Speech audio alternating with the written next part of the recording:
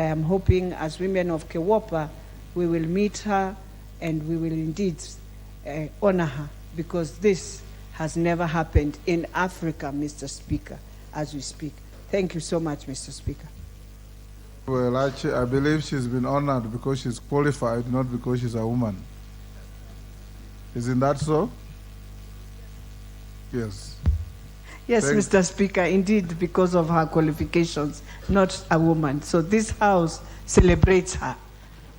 We join you in acknowledging and celebrating the achievement of Dr. Kehara. Thank you very much.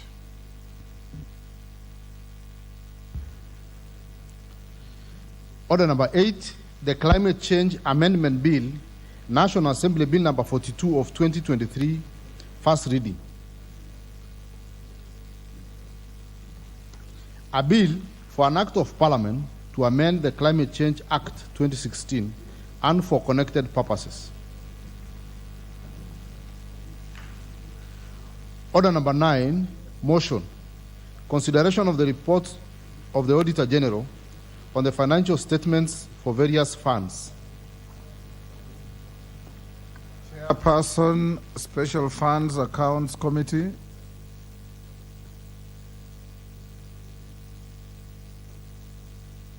Who is the chairperson?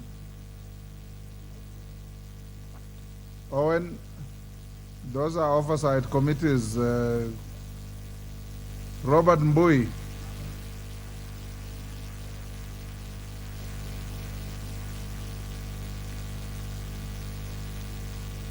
Who is the chairperson? Yeah? Pardon?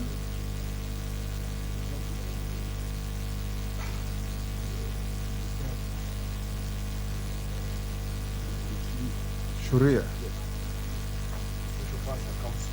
I understand the chairman is Honorable Shuria. Shuria is on date.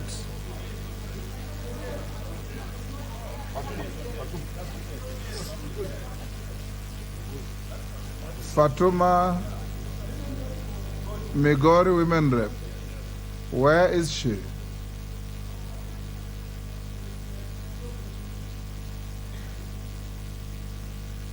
Who is the vice chair?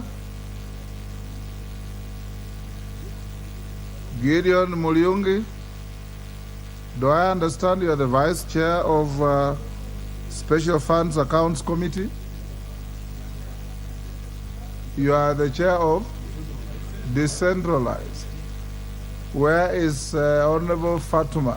She calls herself Full Network.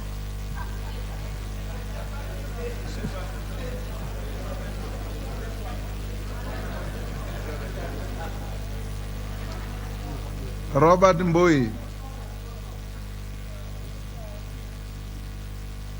Honorable Owen Baya, you are in for Ichungwa. Yes, the independence in this house still will be accountable through one of you. Tell us where the honorable member is. Honorable Speaker, you know the honorable lady known as a Full Network, or Mohammed Fatuma Zainab, is much more aligned to Robert Mbui's area of jurisdiction. And I would want, we agree that we step down that for now, and we try to find out whether she can make a presentation after the next motion. Honorable members, we circulate the order paper at least 24 hours before we sit. And every member has a duty. It's not a discretion, a duty to be in this house when the house is sitting. More so a member who is a leader and who has to lead business in the house. So we take a very dim view of the absence of the honorable member, and she's directed to come and give a cogent explanation to the House as to why she's not here at the time the business that she's responsible for has been called out. Next order. Yes. Order, honorable member, you are out of order. This house will not wait for any member who is just around the corner, and we don't know which corner you are talking about.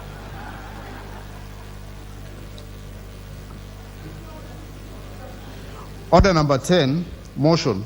Consideration of the reports of the Auditor General on the financial statements of state corporations, regulatory and governance agencies. Chairperson, Public Investments Committee on Governance and Education. This must be the Honorable Wamboka Wanami. Honorable Wanami Wamboka, at least you are around the corner. The order before you has collapsed. So you are called upon to move your motion.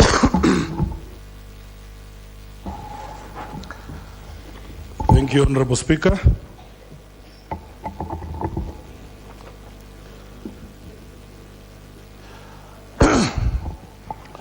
Thank you, Honorable Speaker. Mr. Speaker, I beg to move that this House adopts the first report of the Public Investments Committee on Governance and Education on the examination of the report of the Auditor General on the financial statements of the state corporations, regulatory and governance agencies for the financial year 2018-2019, 2019-2020, and 2020-2021, laid on the table of this House on Tuesday, June 20th, 2023.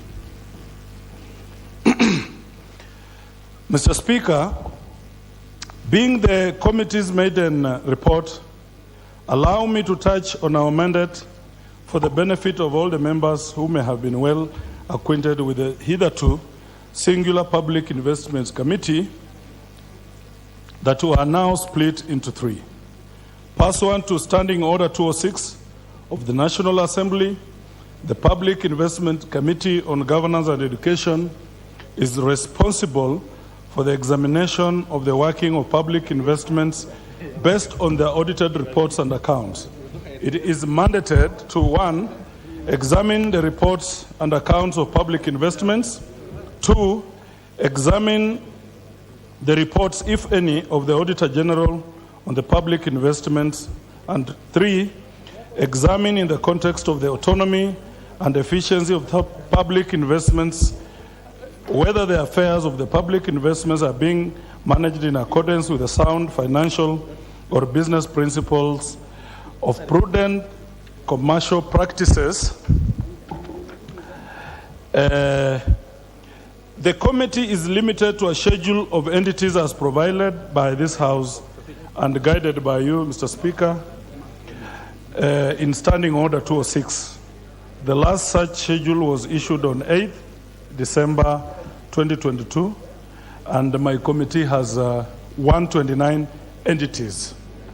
I've since engaged that, Honorable Speaker, to review some of these agencies which fall under, we feel they fall under our committee, but have been put in several other committees, and we await your communication of the same. The committee proceeded to map out the 189 entities based on the function and even the geographical location for systematic examination. This report is the first of such and covers regulatory and governance agencies domiciled within the Nairobi and Central regions. In this report, Honorable Speaker, the committee handled the following agencies. 1, Kenya Institute of Special Education. 2, Kenya Institute of Curriculum Development. 3, National Council for Science, Technology and Innovation, NACOSTI. 4, Council of Legal Education. 5, Kenya National Qualification Authority. 6, Kenya Education Honorable Speaker, you may protect me from my leader. Thank you, thank you. 6, Kenya Education Management Institute, KEMI. 7, School Equipment Production Unit, SEPU. 8, Technical and Vocational Education and Training Authority, TVETA. 9, TVET Curriculum Development Assessment and Certification Council, TVET. Number 10, Auctioneers Licensing Board. 11, Higher Education Loans Board. 12, Kenya Literature Bureau.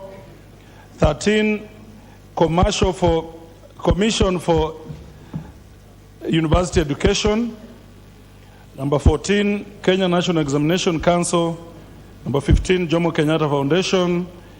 16, Center for Mathematics, Science and Technology, Education in Africa, SEMASTEA. Kenya Universities and Colleges Central Placement Service, COOPS. Kenya National Commission for UNESCO, NATCOM.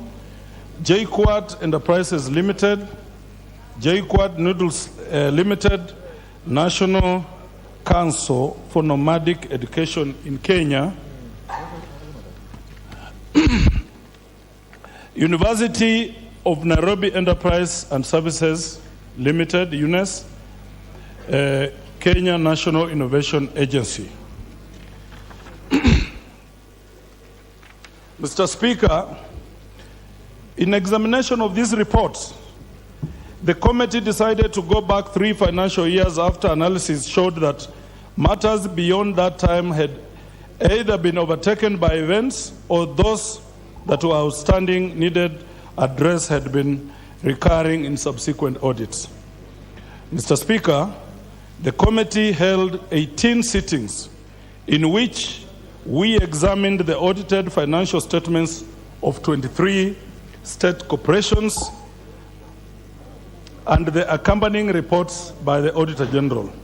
In examining the accounts of the Auditor General, the committee invited accounting officers in each of the state corporations under review to adduce evidence before it. Honorable Speaker, the report contains observations, findings, and recommendations arising from examination of reports of the Auditor General for 23 state corporations for 3 financial years running up to the latest 2020-2021 financial year. The report is structured as follows for the benefit of members perusing through. 1, the general observation arising from the recurring and cross-cutting audit queries. 2, recommendations to each of the above. 3, audit queries identified by the Auditor General in the audit reports of each state corporation. 4, management responses to each of the queries. 5, committee observations, findings on each query. And 6, recommendations of the committee to each query raised. Mr. Speaker, the committee proposes policy recommendations that it deems will cure financial and audit challenges. At the same time, recommends specific actions against officers who may have acted contrary to the law. It further recommends additional investigation of certain matters by the relevant investigative agencies such as ESCC and the DCI. All this is geared towards ensuring prudent use of public resources and holding all persons that have misappropriated public funds accountable in accordance with Article 226(5) of the Constitution. Mr. Speaker, these observations and recommendations, if considered and implemented, will enhance accountability, effectiveness, transparency, efficiency, prudent management, commercial viability, and value for money in state corporations and the public investment made in governance and education sectors as a whole. To give a brief overview, the committee encountered the following general and cross-cutting issues which will make various recommendations to cure. 1, poor accounting standards and general incapacity of some accounting officers. The committee found that due to previous lack of exposure to the audit process culminating in parliamentary review, some accounting officers were ignorant of or non-compliant with various provisions of the PFM Act 2012 and Public Audit 2015, audit queries spanning as far back as financial year 2018-2019 remained unresponded to by some of the agencies who were only jolted to actions when invited by the committee. The committee recommends that the National Treasury and the Office of the Auditor General conducts annual sensitization and capacity building for all the accounting officers and finance staff in state corporations on their responsibilities during the audit cycle and adherence to IPSAS. Honorable members will note that even as the committee adhered to the various laws on accountability, we also use the process to boost capacity and guide accounting officers. Our recommendations will invariably become harsher in subsequent audits. Let submission of supporting documents. Honorable Speaker, the committee observed that some accounting officers failed to submit supportive documents to the Auditor General on time during the audit cycle as required under Section 68 of the PFM Act. This invariably led to the committee discussing matters that should ordinarily not feature in the report, some as mundane as accounts not balancing.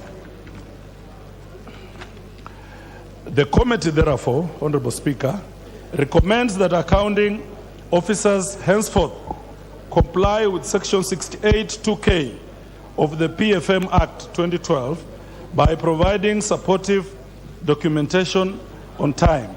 The committee in subsequent audits will prescribe punitive measures to those accounting officers that fail to adhere to requirements of the law in this regard. The committee will in subsequent audits take a very dim view of accounting officers that fail to submit documentation on time. Unsecured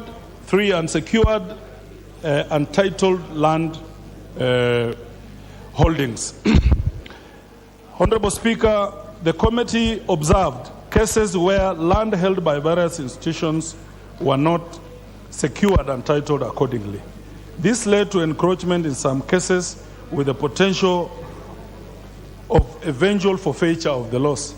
And Mr. Speaker, it's just good to know that most of these agencies, most of these, be it universities or TVETs, most of them do not have titles, and most of their land is encroached on, and we stand a risk of losing them if we continue in the same manner. The committee recommends the National Land Commission and the relevant ministries immediately ensures that all state corporations secures titles to all their parcels of land. These institutions and National Treasury must also prioritize fencing off all the land holdings to forestall further encroachment. The committee recommends that encroachers face full extent of the law and are evicted and charged in the court. And some of these people who want to grab the land that belongs to the institutions, some of them are very known figures, are public figures and are known. And Mr. Speaker, we are promising this House that no stone shall be left unturned. For long outstanding construction works. This is a menace we must cure, Honorable Speaker. Our committee encountered cases where construction projects in some state corporation had taken inordinately long to complete, leading to escalating costs through accrued interest and prolongation cost. A classic case in this example, Honorable Speaker, is the NEC, the new Mutiani House, which has taken 37 years, Honorable Speaker. They are still constructing new Mutiani House. People have eaten money, contractors have eaten money, consultants have eaten money, Honorable Speaker, and up to date, the building has not been finished. Another example is Kenya Institute of Curriculum Development, Honorable Speaker, where it has taken over 27 years and the building has not been completed. And of note, Mr. Speaker, the money that has gone to consultancy in some of these projects is more than the money that has gone to actual projects. The committee, therefore, recommends that the National Treasury should only approve projects that it can guarantee funding and completion with a medium-term economic framework. Honorable members, we will be seeking your support. We must bring sanity to the Treasury, that we must stop as a government introducing projects that we cannot fund. We must prioritize all those projects that are existing. We finish them before we embark on any other new projects, Mr. Speaker. Then we will give value for money for our customers who are the citizenry of this country. Expensive consultancies. Related to long outstanding construction works discussed above, the committee observed that some projects had huge components for consultancies for project conception, architectural drawings, and supervision. Given that the consultants deliver their project designs beforehand, public agencies are forced to pay them upfront from meager resources that would otherwise be directed towards construction. This state of affairs has been compounded by a weak public works function that would ordinarily oversee some of these projects. A case in example, Honorable Speaker, Kenya Institute of Curriculum Development wants to undertake a project in 4 phases. Consultants force the institution to pay the money for 4 phases, while the only available money that the institution has cannot even complete the first phase. So in the end, the government ends up losing money to these people called consultants. Honorable Speaker, this House must enforce. We have a Department of Public Works. Why have we continued paying private consultants who are more expensive? Yet we have employed engineers, we have employed architects, we have employed QSs who can help us in this function. The committee, therefore, Honorable Speaker, recommends that the ministry responsible for public works revamps the Public Works Department and employs adequate and competent staff. Moreover, certain technical institutions, including the Kenya Technical Trainers College, KTTC, undertake technical training in public works-related technical skills and may assist the government in the management of government projects. KTTC has now been engaged by NEC to complete the new Mtihani House through government-to-government arrangements, which is commendable, Honorable Speaker. The relevant departmental committee should consider amending the Public Procurement and Asset Disposal Act 2015, and this speaks to the good chairman, Honorable Meli, who is by all means capable into this, to amend the Public Procurement and Proposal Assets Disposal Act 2015 to provide for first priority consideration of government agencies that have capacity to provide certain services. Failure to adhere to gender, ethnicity, regional balance, and other considerations in staffing. A number of institutions had skewed ethnic diversity within their staff complement, especially at the senior management level. This was especially manifest in those agencies domiciled in areas predominantly inhabited by a particular ethnic community. Despite explanation from accounting officers that the lack of diversity was prevalent in the lower cadres, the committee is of the view that with the rife unemployment countrywide, attracting an ethnically diverse pool of applicants for advertised jobs was tenable. Honorable Speaker, you would find an agency, a university, which has 99% of its employees coming from one ethnic community, which is unfair.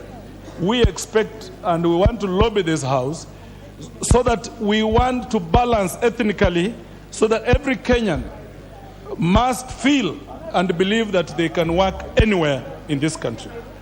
The committee recommends that all public agencies must comply with the constitutional provision on equity and inclusiveness buttressed by the National Cohesion and Integration Act, number 12 of 2008.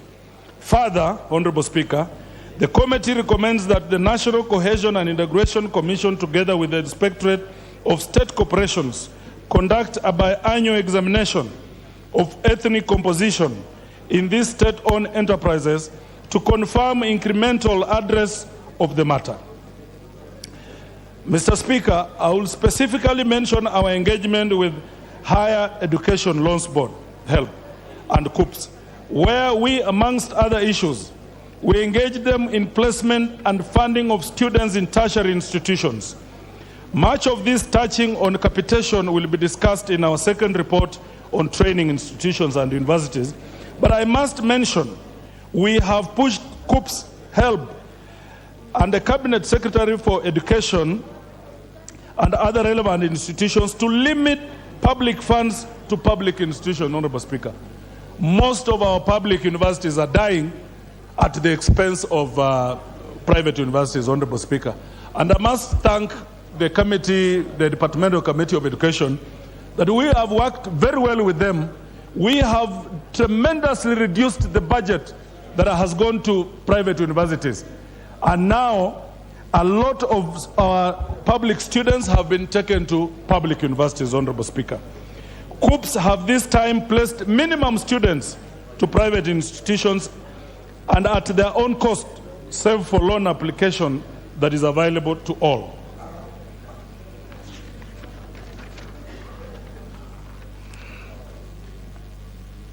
And while we are discussing the COOPS placement, Honorable Speaker, we would want to urge the government, there is an outcry as we speak about the university fees, especially for STEM courses.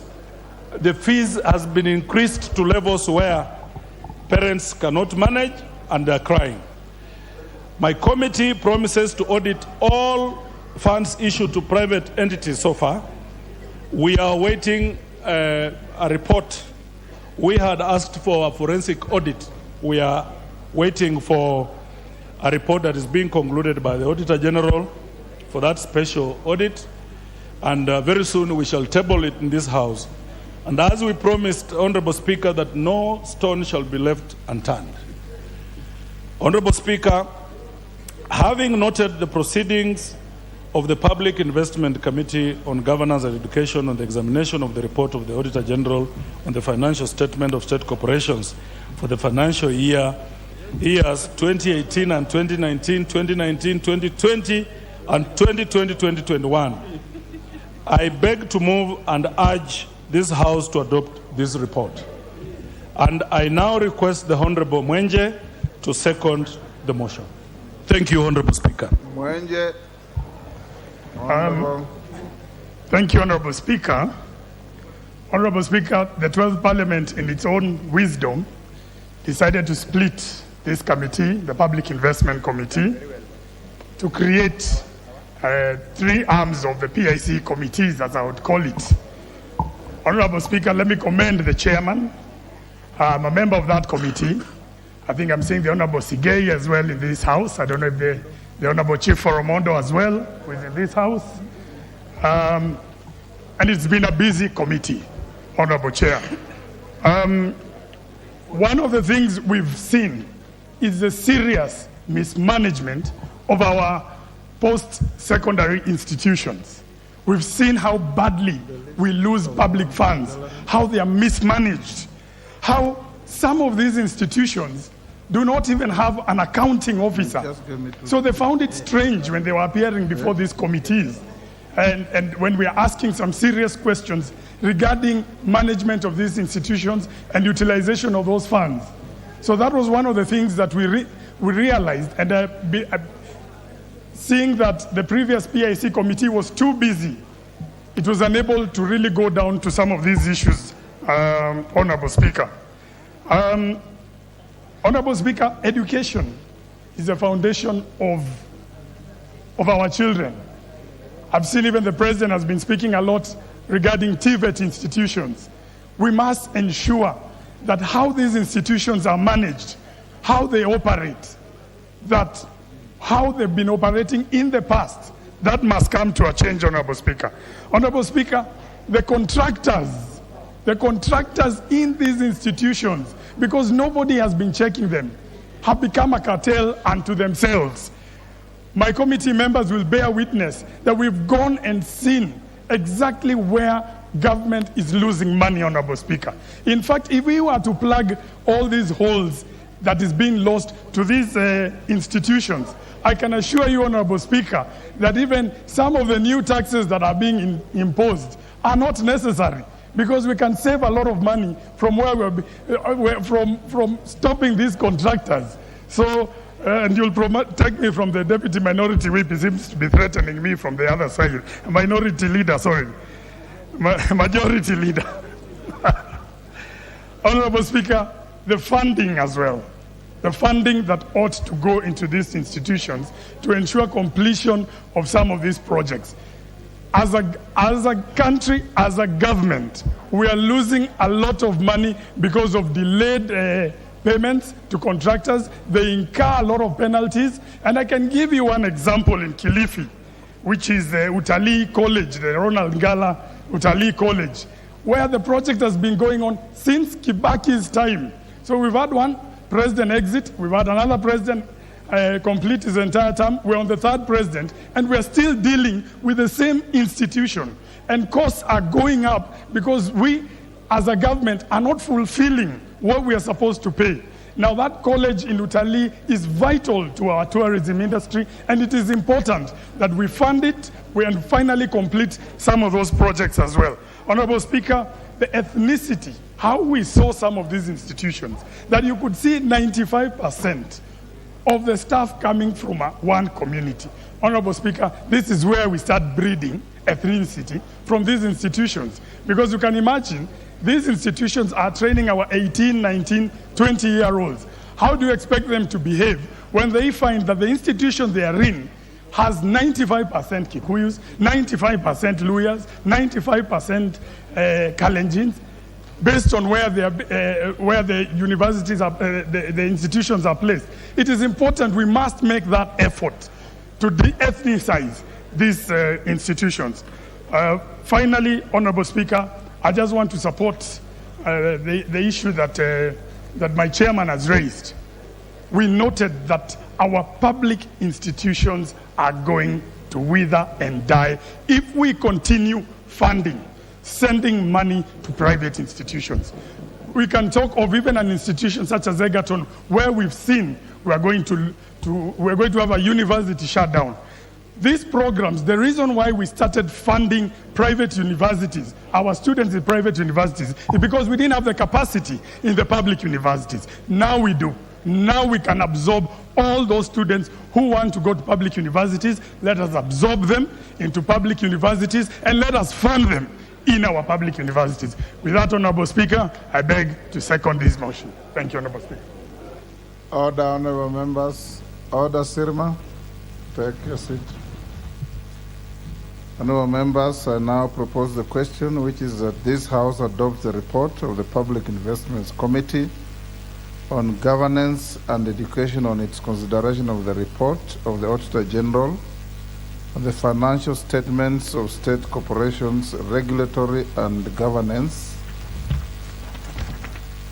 agencies for the financial year 2018-2019, 2019-2020, 2020-2021, laid on the table of the House on Tuesday, 20th June 2023.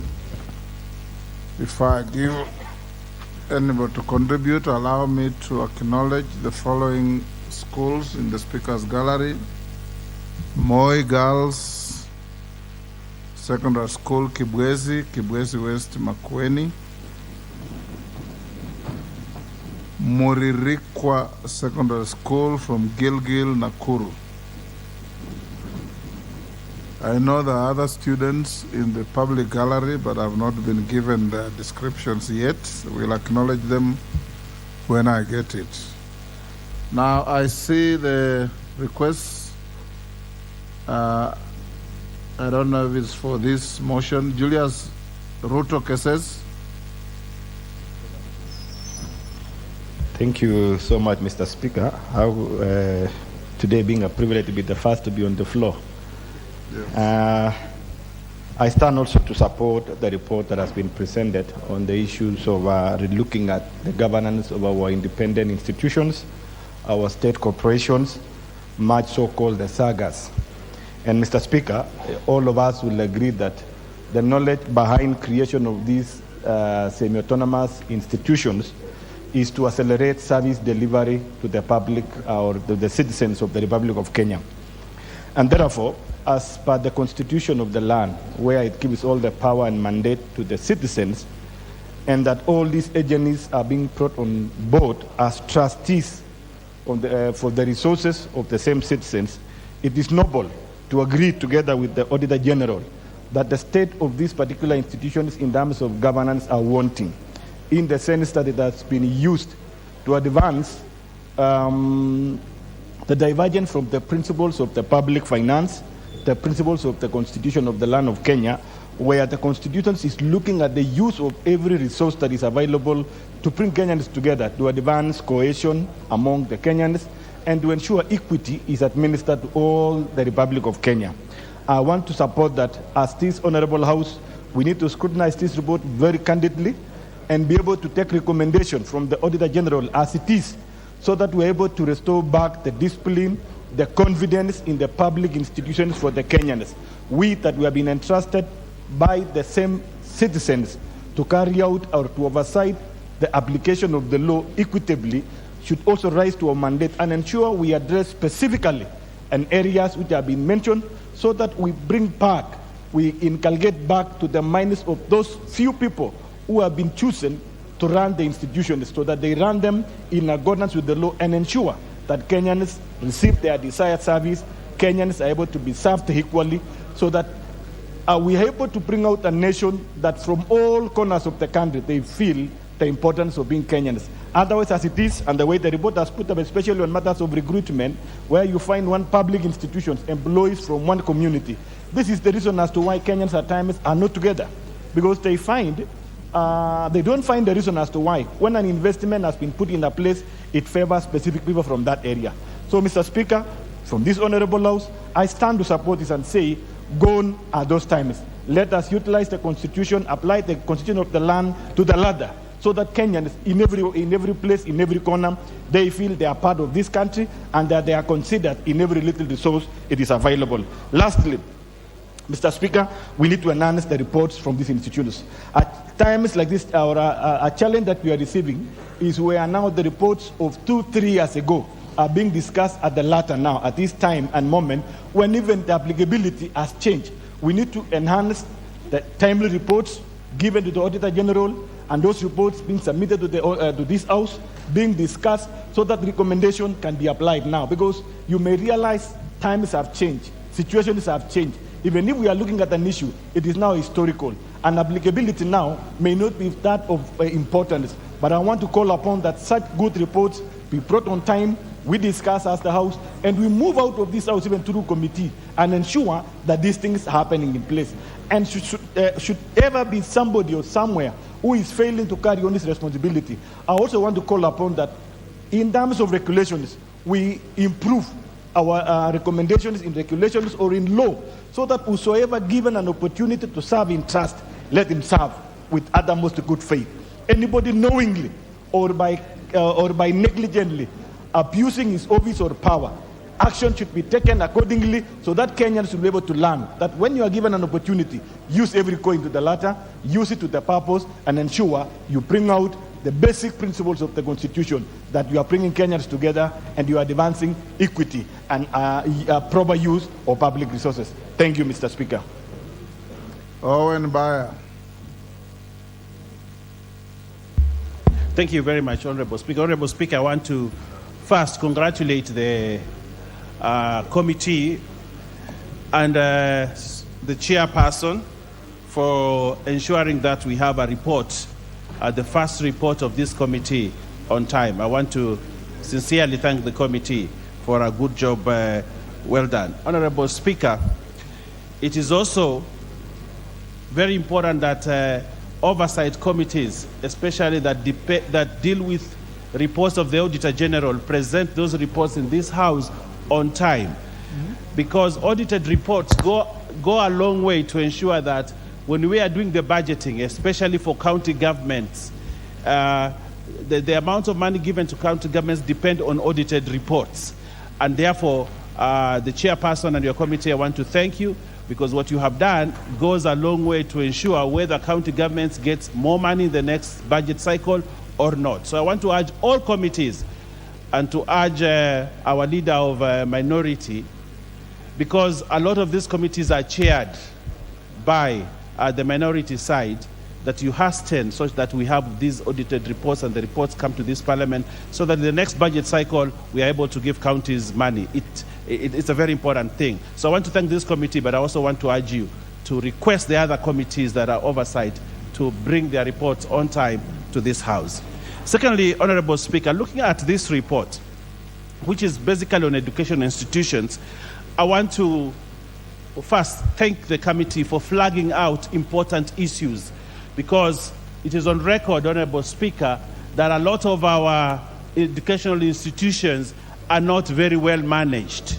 And it is very important that you flag out these issues so that we can improve. The Presidential Working Party on Education and the report that was tabled actually said a lot of the things that this report has.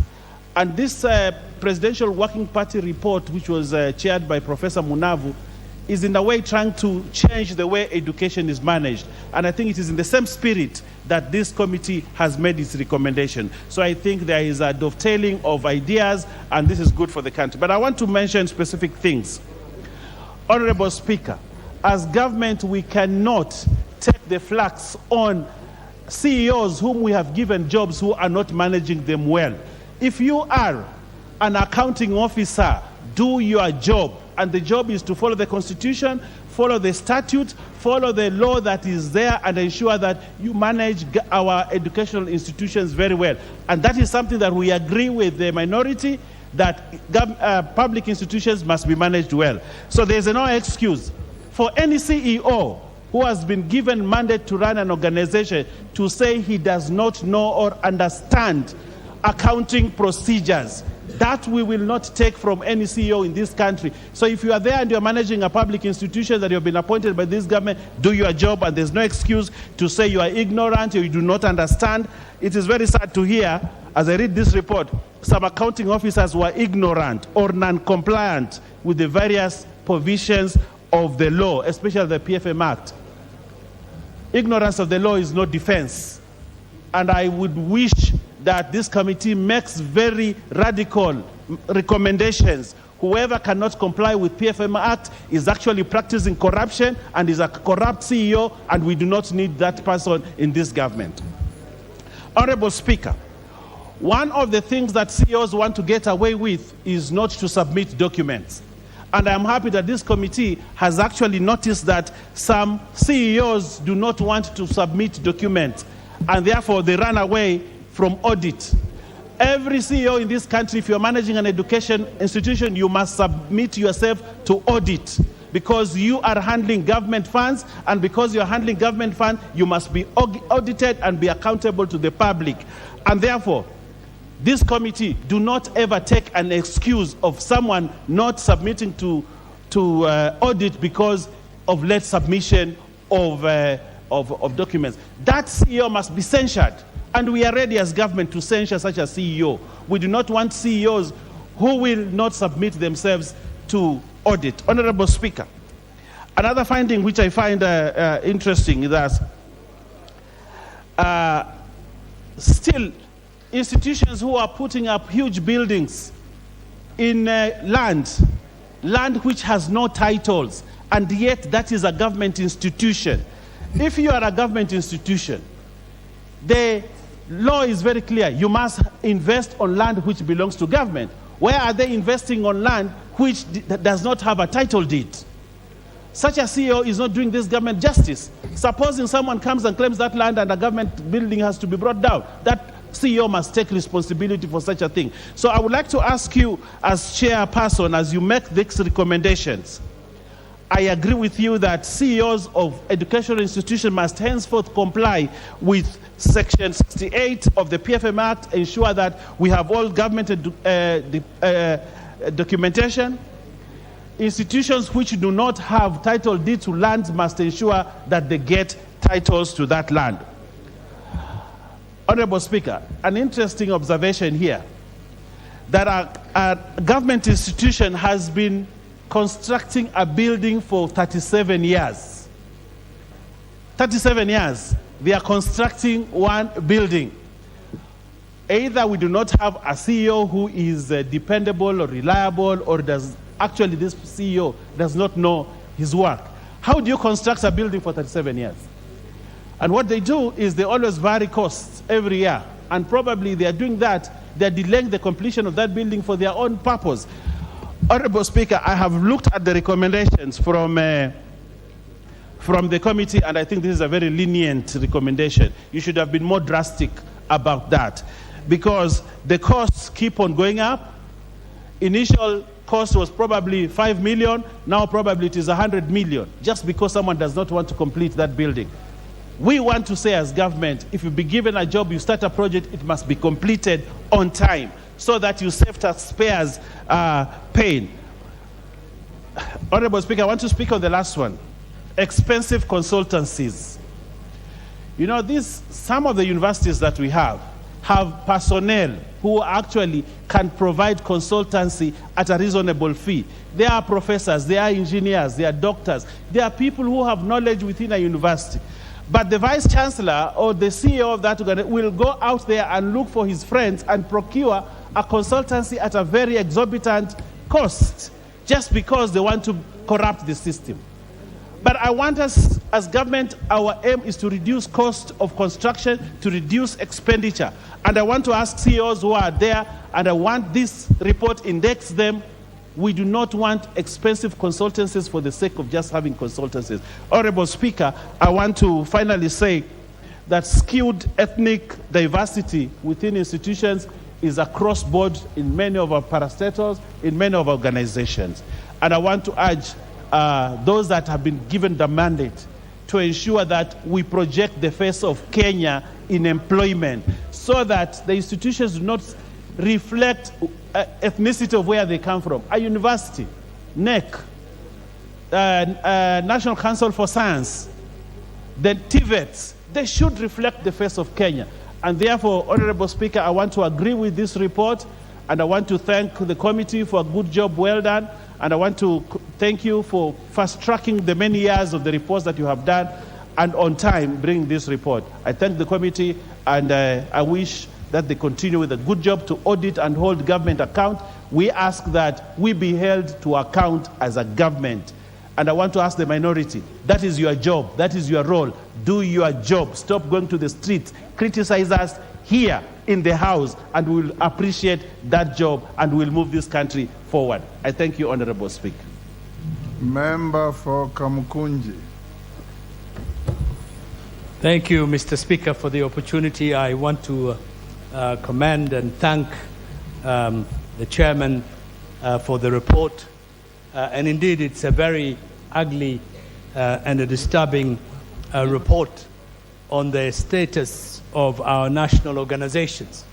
And I think this is an important moment for Parliament to make sure that the recommendation of this particular report is implemented, and we follow up and support the recommendations of this particular report, because this is a widespread problem in many of our national organizations.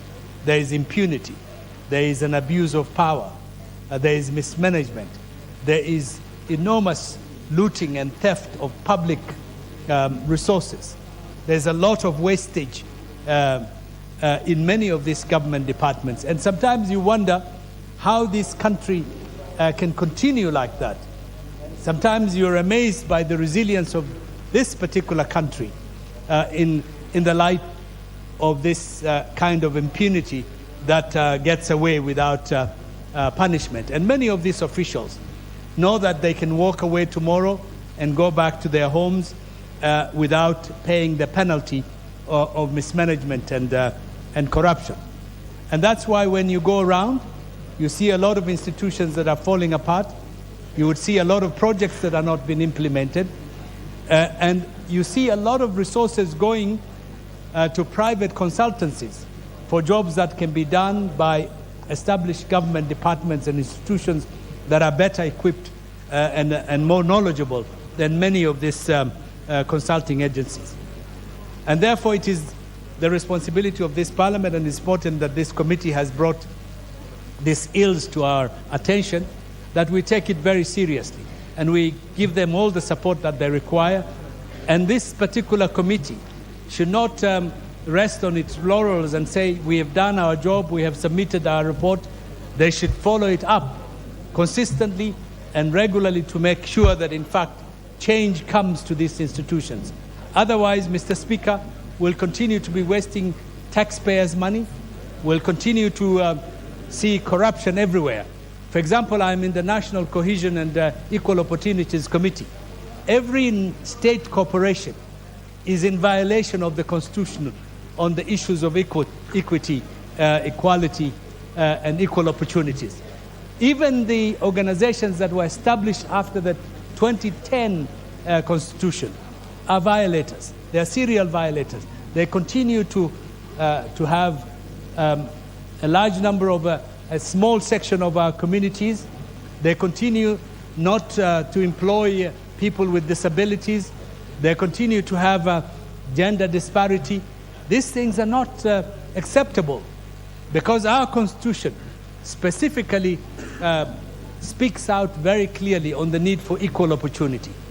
And somehow these institutions seem to think that they're immune and there would be no punishment. This carefree attitude is a culture that is well spread in many of the national institutions that we have in our country that have come to this committee to present their reports. So therefore, Mr. Speaker, I would like to support this particular report and encourage the work of this particular committee. We should make sure, or commit this particular committee, and we must make sure that we punish the violators. We take action against institutions that are violating the Constitution, and we use our money prudently so that our country can take the necessary steps and develop and prosper. Thank you so much, and I support the report.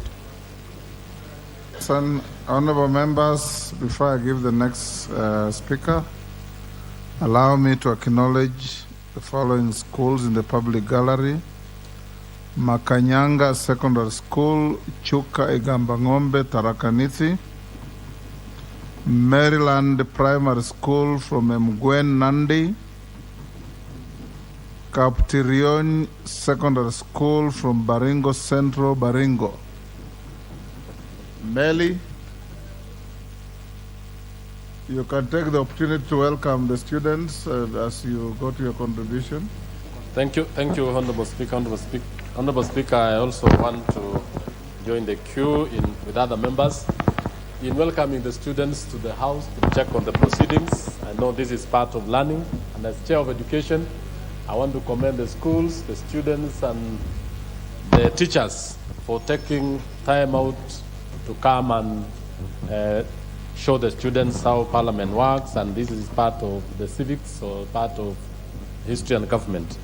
Honorable Speaker, I rise to first of all commend the Chair of PIC, Governance and Education, and more specifically, Honorable Speaker, the wisdom of the House in splitting Public Investment Committee.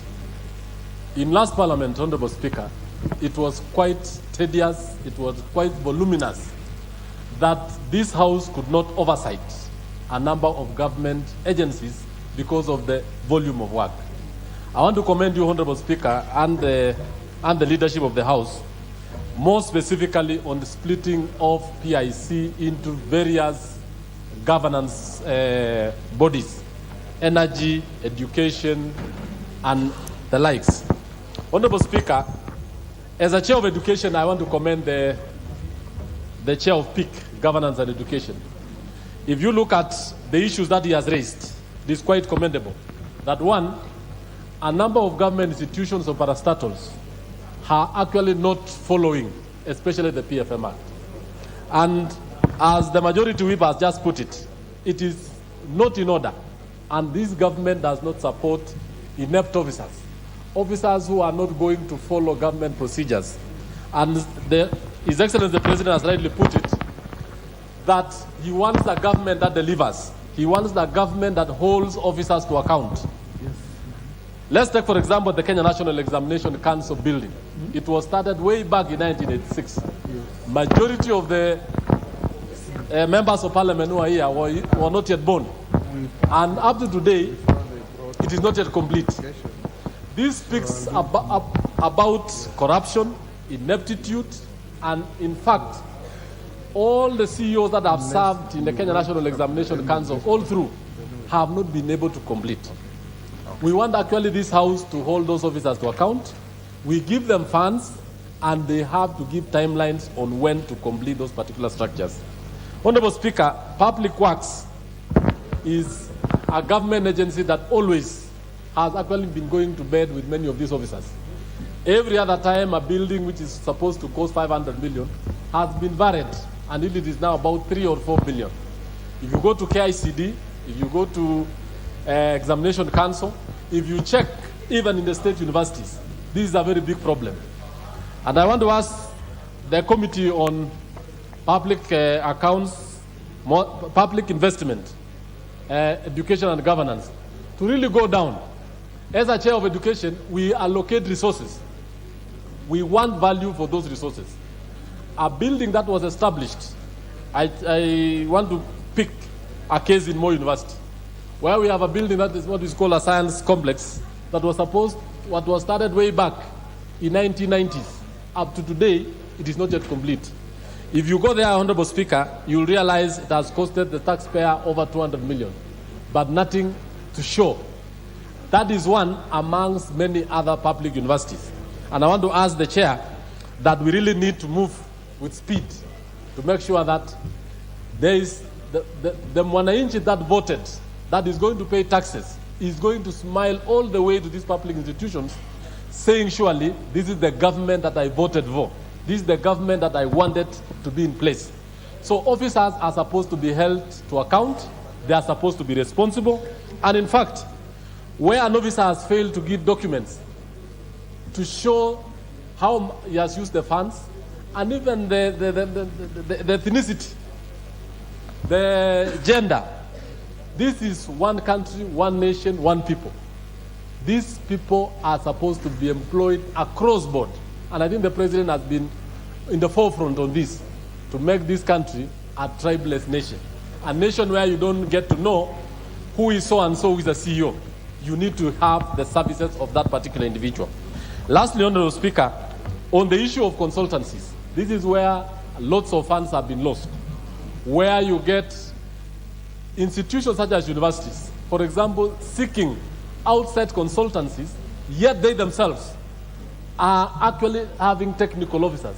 It defeats logic that you get a university consulting with individuals outside at maybe a rate of 3 or 4 times, yet they have better consultants within the institution, which they would have actually cut the cost. So, Honorable Speaker, I'll rise to support and say that we really need to do more on this to make sure that there is value for money. We make sure that the resources that the government has put in place, actually the citizens are going to enjoy. And I want to ask that, Honorable Mambonga, you've done a good job, and this is the best job you can do, not actually going to the streets and throwing stones, but you can actually critique the government like that. Thank you so much. Member for Westlands. Thank you, Mr. Speaker, for also giving me a chance to speak on this report. And first, I want to congratulate the committee for having gone through the reports for the financial years up to 2020, 21, I think. Mr. Speaker, listening to the chair as he was moving the report, it just explains public wastage.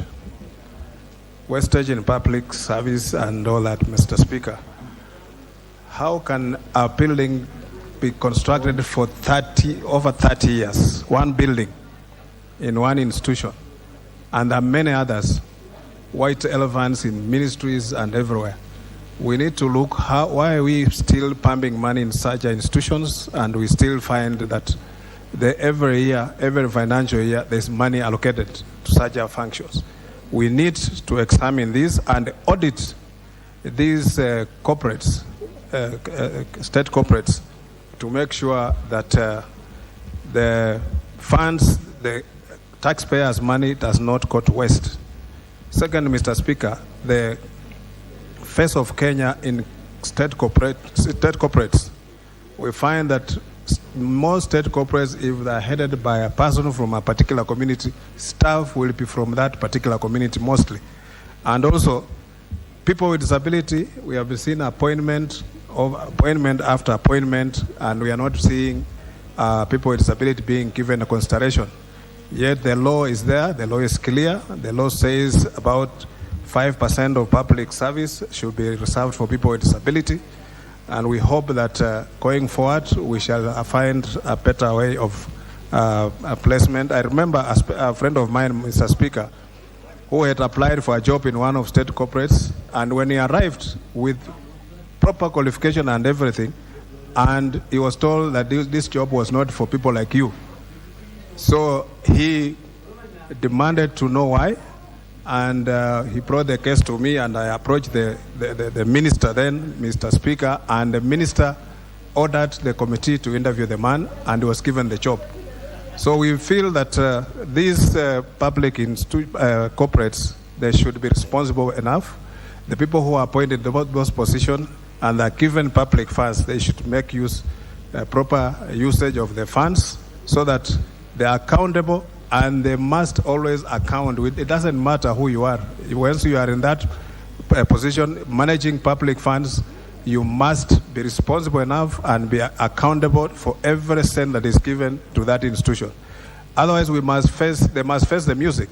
Anyone who has squandered the funds or used the funds properly, not properly, they must be, Mr. Speaker, taken to book to account.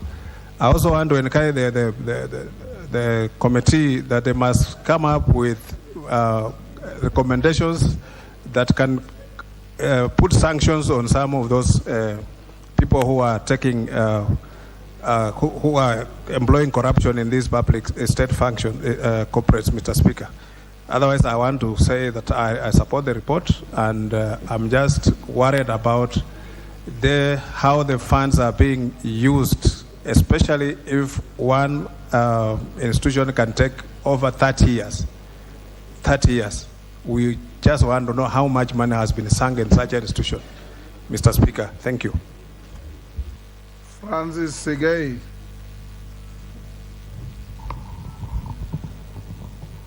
Thank you, Mr. Speaker, for giving me this opportunity to also ventilate on this very important report. Mr. Speaker, I am a member of this committee. And I want on the onset, Mr. Speaker, to thank our chairman, who has presented the report very well. And Mr. Speaker, I want to commend the chairman, particularly on the way he interrogates on issues when we are in the committee. And Mr. Speaker, I want to report here also that last week we had one of the institutions which came to us, and we are making some serious legal action. We are almost arresting that person. But Mr. Speaker, we had to follow the law because things in these institutions are going haywire. Mr. Speaker, the universities are dying. And Mr. Speaker, the audit reports which we have received in these universities are terrible. And Mr. Speaker, I thank this committee because we have moved and we have been going to the regional offices to interrogate on these people. In fact, we went to Central Province, Mr. Speaker, and the vice chancellors and leaders of those TVET institutions were unable to report because they were not ready. So, Mr. Speaker, we have a lot of problems. First of all, audit reports are very far behind, and we would like to ask the government to really assist this committee so that it can move forward and make some issues known. Ethnicity. Ethnicity, Mr. Speaker, is like cancer. We saw in many institutions, from the top to the lowest staff, are from one ethnic group. And Mr. Speaker, we must now move forward and look at these issues, because how can we have a Kenya, one Kenya, when an institution is only employing one tribe? So we are very serious as a committee. And Mr. Speaker, what we realized in these institutions is that these people who are leading, the vice chancellors and the managers of these institutions, are either incompetent or they are corrupt. Mr. Speaker, we found one area, which is the area of variation in the construction of buildings in this place.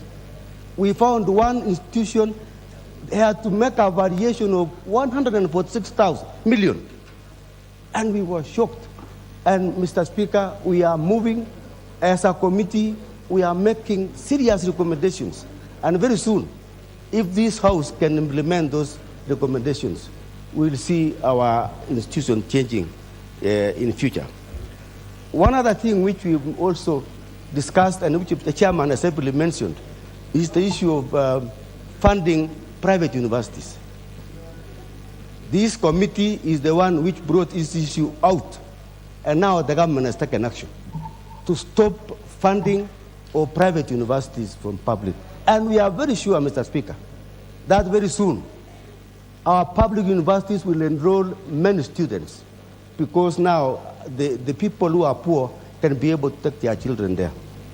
Mr. Speaker, I also want to talk about public works.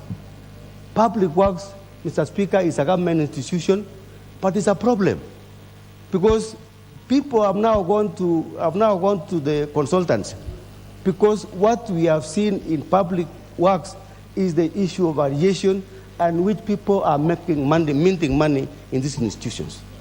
Therefore, Mr. Speaker, I want to also to talk about the land problem which we saw in these universities. In fact, in one of the institutions in Nairobi here, the land which belongs to the institution has been grabbed by individuals. And Mr. Speaker, I want to assure you that with the chairman in the seat and the able members, we have serious members in that committee, and we have resolved that we are going to make these people uncomfortable in wherever they are. So, Mr. Speaker, I want to support this report and tell you that we, as a committee, we are moving forward, and we are going to have people taken to court in no distant future. Thank you, Mr. Speaker. I support the report. Thank you, Honorable Sigai. Makali Mulu.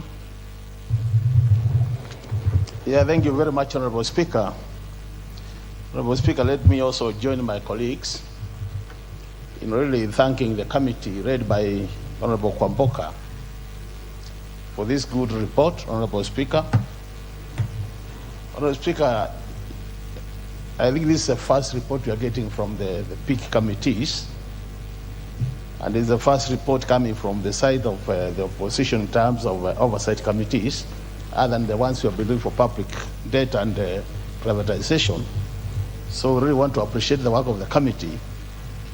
And Honorable Speaker, listening to the report, the presentation of the report, and listening to the immediate speaker, in terms of what they think as a committee and what is written here, Honorable Speaker, I think the committee has been very lenient in terms of recommendations. Actually, Honorable Sigei, what you are saying, I wish it was in the report, where you are saying you want to act very tough but the report seems to be very lenient in terms of recommendations. And Honorable Speaker, this being an oversight report, it is important that we start cracking the whip.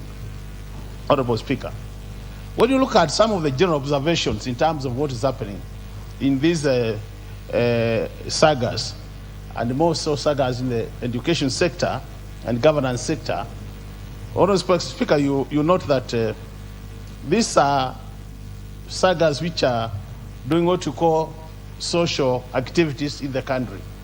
Actually, education is more of a public good, so we don't expect these sagas to give us dividends at the end of the year because they are supporting social activities, but we expect them to operate within the law. For example, Honorable Speaker, when in this house, in the 21st century, we hear that the first observation is all these sagas which were audited, there was an observation of poor accounting standards.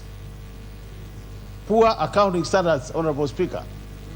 When this country has the best brains in terms of accounting profession, Honorable Speaker, and second to that, Honorable Speaker, accounting is one of the areas where, or the disciplines where, things have been standardized. So this can only be explained by two things, Honorable Speaker. The first one is a situation where the CEOs deliberately decide not to prepare their accounts. The second one is tied to one of the recommendations, Honorable Speaker, where instead of hiring competent people, they end up hiring relatives who might not be having the right papers, Honorable Speaker. And on that note, Honorable Speaker, I would have expected the committee to come up with a very clear recommendation saying that such as CEOs who could not do proper accounting, Honorable Speaker, are not worthy being CEOs in this country in the 21st century. The second area, Honorable Speaker, is the area of delayed submission of accounting documents, Honorable Speaker. Honorable Speaker, in time we interact with the Auditor General, there has been a strong feeling that even the 3 months allowed in law, that after 3 months at the end of the financial year, the accounting officer should be able to submit the document to the Auditor General. There is a strong feeling, Honorable Speaker, that this should be reduced to 2 months. Why is that the case?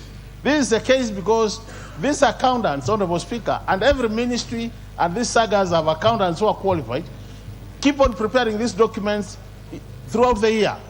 So by closure of the financial year, there is no good reason why they require 3 months to consolidate their accounts. 2 months should be enough so that we allow the Auditor General more time to prepare the accounts. So, Honorable Speaker, when you look at some of these observations, I think this committee, for now, this being the first report, we can understand. But I think as we move to the future, Honorable Speaker, and all other reports which are going to come from this oversight committees, Honorable Speaker, we need to be very firm as a House in terms of what we are recommending, so that we send the right signal to these accounting officers who think they can play around with the resources from the public and do whatever they want to do. And Honorable Speaker, more specifically, when this country is struggling now to even meet the basic requirements of a country, Honorable Speaker, this is the time we must make sure that every single cent is actually going to the intended place, Honorable Speaker.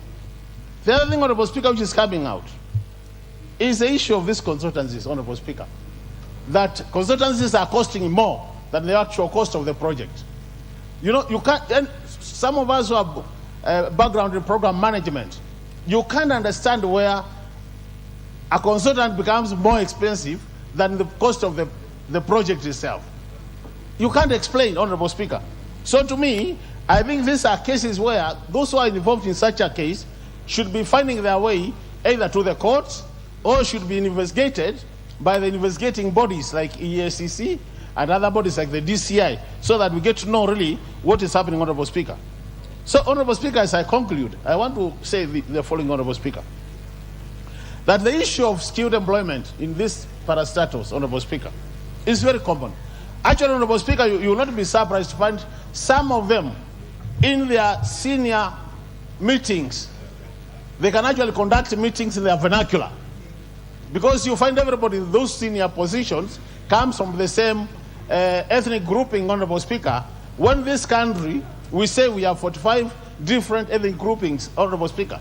And we also keep on saying our constitution demands that there should be regional balancing.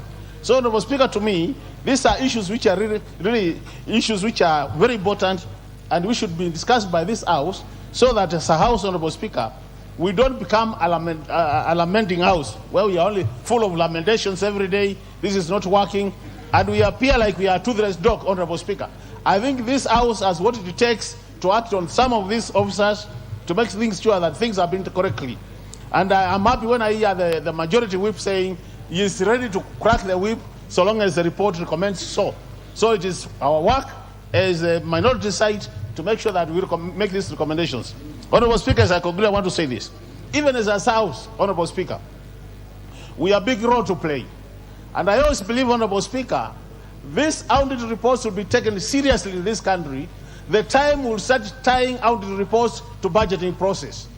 So that, Honorable Speaker, if any CEO or even accounting officer has audit queries, we make sure that the budget is reduced to a level that they must answer those audit queries before we give them more money. So if we tie these two reports, audit report and budget making process, Honorable Speaker, this House will become more effective in terms of doing our work. And this can only be done, Honorable Speaker, if we also ensure that in terms of timing, like now this report is up to 2021 financial year, Honorable Speaker.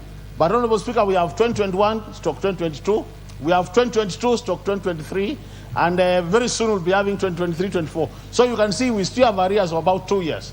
So if we really want to tie budgeting with auditing, we must make sure that the auditing reports, Honorable Speaker, are in this House in a timely manner, and this House makes resolutions in a way that this can inform the budget process, Honorable Speaker. With those minor remarks, Honorable Speaker, I support the report. Thank you. Geoffrey Ruku. Thank you, Mr. Speaker. I rise to support this report and to congratulate my friend Jack Wamboka for a very good job well done through his committee. Mr. Speaker, the university education is a very key aspect of this country. Our nation spends a lot of money to education, whether it is basic education, secondary education, as well as university education. And we have experienced senior members of our government, well, in the previous government, trying to construct policies which they favor private individuals. And that is actually an economic crime, Mr. Speaker. Mr. Speaker, we realize we have Anti-Corruption Authority, we call it Anti-Corruption and Economic Crime Act. But it is rarely that we see economic crimes being prosecuted in our courts. Because there's no way we can get taxpayers' money and we channel that money to private entities, and those private entities are not sharing the profits with the public. We have seen private universities getting huge amount of money, and it's because there is serious corruption in the Ministry of Education, where we have senior Ministry of Education officials who have been pocketed by the people who own private universities in our nation. We have to say this in a day broad right, Mr. Speaker. And those senior people who have been pocketed in the Ministry of Education, they are known. And those who private owners of universities, they are known. So it is a very good way of doing business using public money. You come up with a private university, you go to a government entity, get public money, and use that money to do business in a private university. Mr. Speaker, this is something which cannot be around in our nation. It is either you do business using public money and that the profit you make, you remit that profit to the public as well. This has happened, and we should condemn that with the strongest terms possible. And those who are at the Ministry of Education, who have run down our higher education system, they should be called and serious action be taken. I would even request the committee, the chair of the committee, to go further and recommend with clarity the people who are engaged in this kind of activities. We cannot. Our public universities have been going down because we cannot be able to finance them. More University, Egerton University, University of Nairobi, and other many universities. But we have money to channel in private institutions owned by private people. It is a disgrace. We should be condemned, Mr. Speaker. As well as when it comes to the CEOs of our public entities, they have to make value for money, whether it is in all industries we have, to ensure the common man benefit from the activities of the government. This has to change, Mr. Speaker. And I know Kenya Kwanza government, Mr. Speaker, it is not in business of protecting anybody who is not towing the line, who is not doing justice to the public. So if the opposition, I see the opposition has been able to see the right at the end of the day, that is what you are supposed to do. Please continue with what you are doing, and we will support you, even if we are in this side of the house, because Kenyans have to get value of what the government is implementing using their money. Mr. Speaker, with those remarks, I support this report and recommend further investigations to be done by this committee so that we can have a concrete way forward, so that we can catch. This nation can be able to change within a span of 10 years, and we will be a nation like many other nations in the world which are developed. But we have condoned bad practices again and again. It has to stop, and that is the work of this side of the House, and we will support you. Thank you, Mr. Speaker.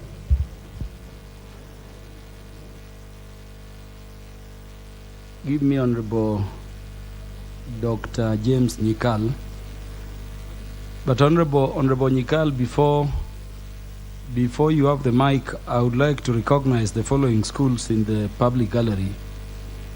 And some Pioneer Primary School from Bomet East constituency, Bomet County, Holy Rosary Girls, Ortum, Pokot South constituency in West Pokot County, and Juri High School, Chuka Igamangombe constituency in Tharaka-Nithi County. On my own behalf and on behalf of the Speaker of National Assembly, you are welcome to observe the proceedings in the House. Honorable Dr. Nyikal. Thank you, Mr. Speaker, for giving me the opportunity. Order, Honorable Doris Donya. Honorable Doris Donya, I know the uniform of Tabaka School. You can see there are many in the gallery. I can assure pink you. Pink and blue. I've not yet seen them. Immediately I recognize them. They were actually being shown at the screen in pink and blue. So there is no problem. No. They are behind me. They are behind you. I will recognize them. I will recognize them, and I will welcome them to the House. Don't worry, Honorable Doris Donya. Will I say something before they go home? Let me do it because they are there. You know, Mr. Speaker, a girl's school. After I recognize them, you will. I know that is your school, Honorable Doris Donya. And the girls would want to see you sit in the place they'll sit on in future. Honorable Dr. Nyikal. Thank you, Mr. Speaker, for giving me this opportunity. Mr. Speaker, I rise to support this report. And I must start by appreciating the wisdom of splitting the investment committee into the three committees, one of which is looking at the sagas under the Ministry of Education. And Mr. Speaker, may I also take this opportunity to appreciate the work that has been done by this committee. Mr. Speaker, these are sagas that for a long time we have never discussed them on the floor of this House. We don't seem to have recognized how important they are.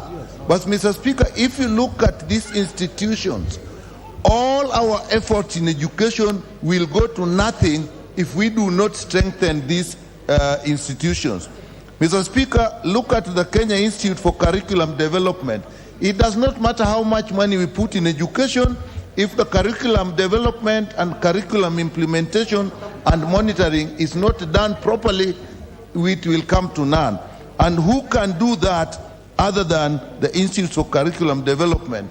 Mr. Speaker, look at NACOSTI, the National Commission for Science, Technology and Innovation. We are putting a lot of emphasis on STEM now. We are putting a lot of emphasis on a competence-based curriculum. But Mr. Speaker, without research that NACOSTI is leading in, all this will be of no value. Without harnessing science and technology, we are not really going anywhere, even with the new curriculum. Mr. Speaker, look at the Council for Legal Education. You are a lawyer. Without this council, Mr. Speaker, we cannot have advocates in this country practicing as they should. And Mr. Speaker, look at the TVET authority. We are all emphasizing the issue of TVETs. And we have this authority that is actually to guide us on how we should develop them, how we should relate them to our industries. And it is this authority that will do that. And we've never really discussed them here. Look at for Commission for University Education. Mr. Speaker, how will you have university education? You have universities, we say some are dying, but we never talk about Commission for University Education. It never comes before us. Even during the budget, you never really hear much of them. Mr. Speaker, look at COOPS. That is the Kenya Universities and Colleges Central Placement Services. We are just through the process of actually placing students in universities and colleges, and it has brought out a lot of problems on how to place students in which institutions. That is an extremely important institution. You can look at the Kenya National Examination Council. Mr. Speaker, if we are not looking at Kenya National Examination Council, if we do not support it, if we do not make sure that it can actually oversight and give credible results, look at what happened before the Matiang'i Magoha process, which actually told us that a large number of the students that were assumed to have passed, that had A's, actually had fake A's. And with that realization, when they actually streamlined, the number of students that qualified for university education went down until we have to reduce colleges. And that is why we started private colleges, which are now competing because we are now getting the correct students with the correct number of colleges. So, Mr. Speaker, these are important. Look at Higher Education Loans Board. Mr. Speaker, we have all been saying that we are spending more money in private universities instead of public universities. And this came about because when we had fake results, we had fake students and a large number for universities. Now when we have properly tested students, we have fewer students. And so there's competition between the public universities and private universities. And so we now know we have to put more money in our public universities. So, Mr. Speaker, these institutions are extremely important. Look at the university enterprise institutions like UNES. Universities must be able to actually take part in some commercial activities, even as part of their training. And if they cannot do that, Mr. Speaker, we really have to support them. So, Mr. Speaker, if you look at this, and there are actually 23 of them, I've only mentioned about 10. And these are institutions that before this committee was in place, the division of the Invest Committee into 3, we never heard about them. Even when we are vetting people, we never hear people coming, their names coming here for vetting. Maybe they come, we don't show interest. And yet, they are key in our educational development and actually the economy of the country, if you look at this institution. And Mr. Speaker, look at the report we are getting about them. Poor accounting standards. And we are told that sometimes when this committee was going, they were not even able to report, which means these people have not been oversighted at all. They have actually been never supervised. And we are told, Mr. Speaker, that most of their institutions are just one ethnic group depending on where they are. Obviously, if there is no oversight, proper oversight, the CEOs will actually employ people around and see it as an entity which they can use. Mr. Speaker, we are told that the accounting officers are ignorant of the Public Finance Management Act. How can we have such important institutions run by people who are ignorant? And how did they get those jobs? Again, it is our vetting. So that we have not put emphasis on these institutions. The committee has recommended training, but I think we should also look at the process of recruiting these officers. We have been told that they are not even sure of when compliance with the PFMA timelines. They don't know when to report, do accounting reports. Mr. Speaker, this is speaking volumes. That the institutions they have, they don't even know about aligned titles for those institutions. And Mr. Speaker, if you look what comes out, it's actually to an extent we have neglected these institutions. And I think this committee has done a good job. Now we are told they have stalled projects. National Examination Council, Kenya Institute of Curriculum Development. We are talking of years when projects have not been completed and a lot of money have gone. But every year we had a Public Investment Committee giving reports. How come this one not coming to us? Every year we have a budget process, Mr. Speaker. How come the budget process was not picking these stalled projects? We have a Public Accounts Committee. How come these stalled projects were not being picked by these committees? To some extent, we have actually let these institutions down. And Mr. Speaker, if we do that, then all the money we are spending in education is being wasted. These are the institutions, the sagas that support the education system. And Mr. Speaker, I then realized that there are actually two main issues in my view. We actually have not oversighted them properly, and I can understand also the parent ministry. These are important sagas. They have so many. They are 20-something, and they have others. So I really can appreciate that the Ministry of Education maybe was overburdened. But now splitting the committee has brought this matter forward, and we can therefore look at it. So poor funding, that was again a sign of ignorance. Poor human resource, that's a serious management issue. And very many of them are in one ministry. So, Mr. Speaker, I am supporting this. For now, I think the report is a bit lenient. I think it has brought issues that to a large extent will not be the accounting officers, but the overall oversight capacity, even us as Parliament, and also the ministry. I know Honorable Meli in the Education Committee is a very capable person. I think he'll support these sagas so that they can deliver what we need for this country. With that, Mr. Speaker, I support this report. Thank you.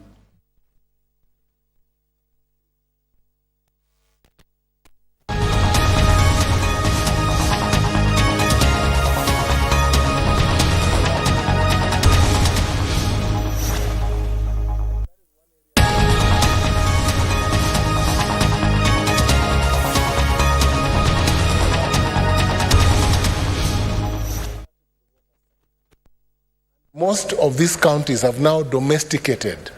They have their own water acts or water statutes under the framework of Water Act 2016. And I think that's a good move for most of the counties. The ones where we have a multiplicity of companies, including Kajiado, are in the process of seeing the possibility of having one effective water company, or at least two companies, so that we are able to audit these companies with ease, and we are able to audit companies that actually deliver to the people of those counties.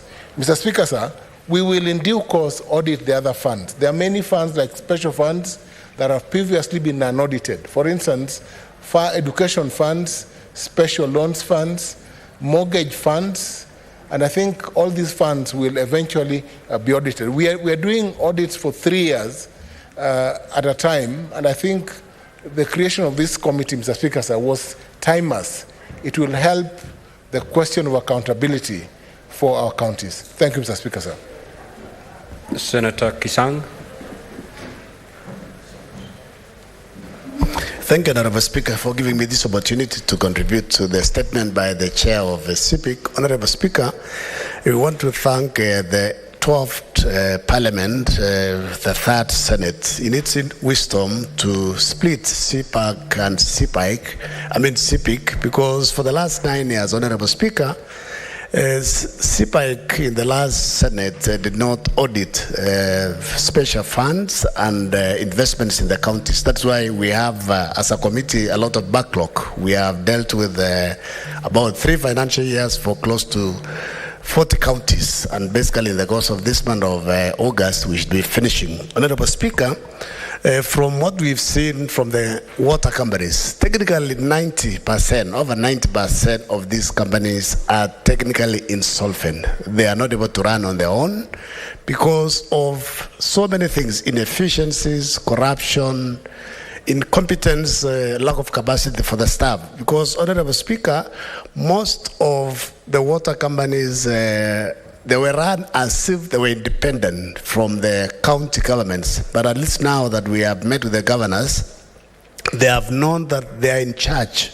They are in control of these particular water entities. And most of them have even reconstituted the boards, because in the past, some of the board of directors ran as if they're independent. When the governors wanted to restructure, some of them even went to court to stop the governors from reconstituting the boards of the water companies. Honorable Speaker, on the non-revenue water, from what my colleagues have said, actually all of them did not meet the allowable threshold of 25%. I think it's only one county that met it, but others were as high as 82, because of some of them said they donated a lot of water during coffee time.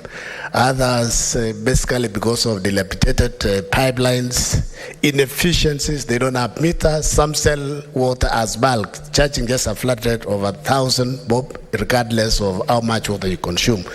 So I believe with the measures that they've been put and they've been advised by both the committee and also the Ministry of Water, basically the water companies will turn around and make surplus instead of relying on the county governments. Some of them actually are getting grants to run. Otherwise, most of them are unable to even pay their own salaries. Honorable Speaker, finally, on assets, what's REP and the waterworks in the region? In fact, we are thinking it might not be necessary to even have the waterworks, because these waterworks, they have given some of the water companies, they own some assets, and the assets are not transferred to the water companies. Senator Kavindu. Thank you, Mr. Speaker, sir, for giving me this opportunity to support this report by the CIPIC chair. Mr. Speaker, it is true what he has read, because recently we appeared with my governor and some of the water companies before his committee, and the issue is that most of these companies are really misusing the funds from the water, and even the deposits that people pay so that they can be reconnected water from the source to their homes. They misuse everything, and people cannot even get water, and the revenue, they don't even account. Mr. Speaker, like my county, my governor wants to change the companies and have only one company or two which can be accountable and which can supply water effectively to the people and be accountable. Thank you, Mr. Speaker, and I support this statement. Senator Abbas. Thank you, Honourable Speaker. Honourable Speaker, I think I want to also support the committee for the good work they have done. Actually, I'm impressed that the committee of CPAC is actually doing a very good job, that they're moving, the backlog is actually being reduced.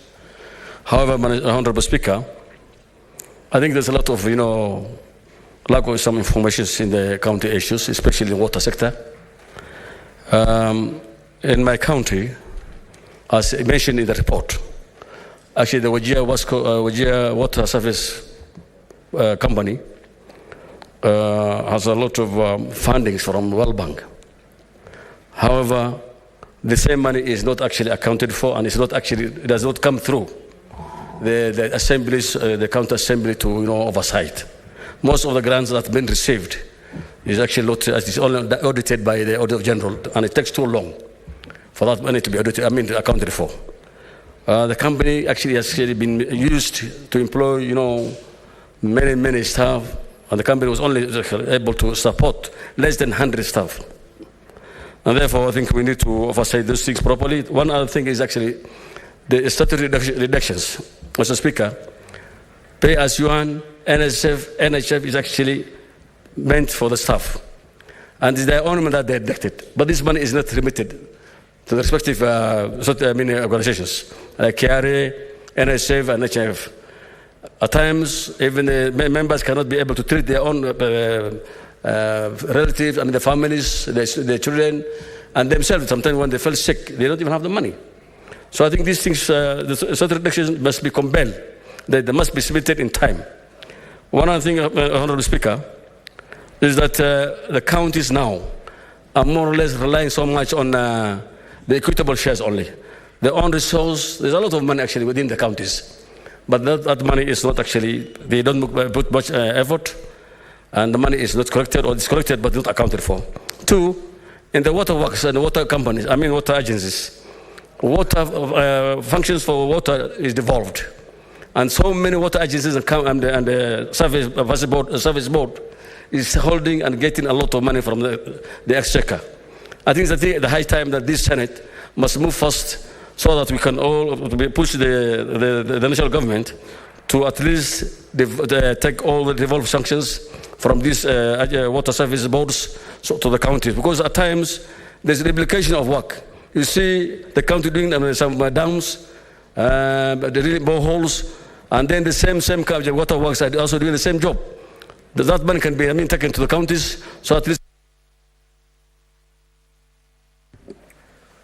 Honourable Senators, before we move to the next order, I would like to acknowledge the presence in the public gallery this afternoon, visiting teachers and students from Machani Mingi Secondary School. The group comprises 6 teachers and 41 students who are in the Senate for a one-day academic exposition. Honourable Senators, in our usual tradition of receiving and welcoming visitors to Parliament, I extend a warm welcome to them, and on behalf of the Senate and my own behalf, wish them a fruitful visit. Majority Leader, under 1 minute, kindly welcome the students and teachers. Thank you, Mr. Speaker. I want to take this opportunity on behalf of the Senate to welcome the visiting students and teachers from Machani Mingi Secondary School in Nakuru County, a neighboring county not far from where I come from, Mr. Speaker. I hope and do believe that these young children will get the full value for the time that they have taken to visit with this house. This has been a very eventful afternoon with many reports being presented. I've seen motions being processed. And in the next few minutes, Mr. Speaker, they will see even a bill being moved by none other than the Majority Leader. It's not on every afternoon that you get to have a spice of everything that happens in Parliament, Mr. Speaker. Therefore, I hope that they will get to enjoy, be inspired as they prepare to take on the baton of leadership from the current generation that is before this House, because it is for them that we are trying to make this country better. And once they get it, Mr. Speaker, it is my hope that they'll make it better than what we will have handed over to them. So to these students, on behalf of your Senator, Senator Tabitha Karanja Keroche, who's out, of the Senate today on other engagements. I do welcome you to the Senate and wish you a fruitful stay. I thank you, Mr. Speaker. Next order, Clerk.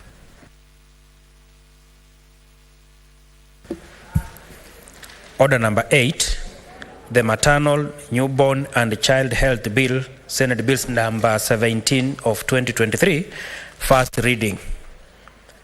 A bill for an act of Parliament to provide for a coordinated system for the provision of quality maternal, newborn and child health services, to provide for response to maternal and child morbidity and mortality in the country, to provide for a healthcare system that facilitates the attainment of health rights for the mother and child, and for connected purposes.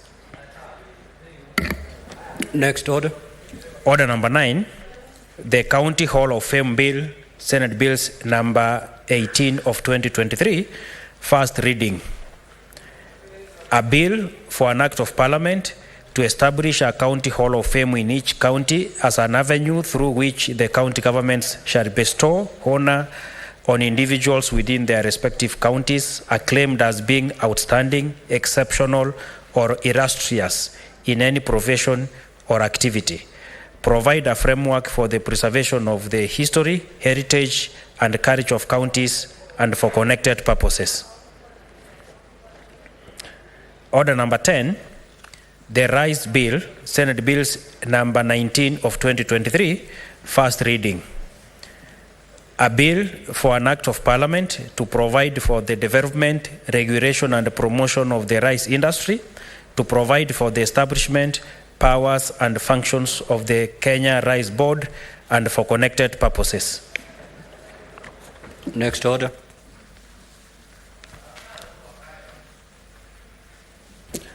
Order number 12, the Public Finance Management Amendment Bill, National Assembly Bills number 16 of 2023, second reading. The Majority Leader.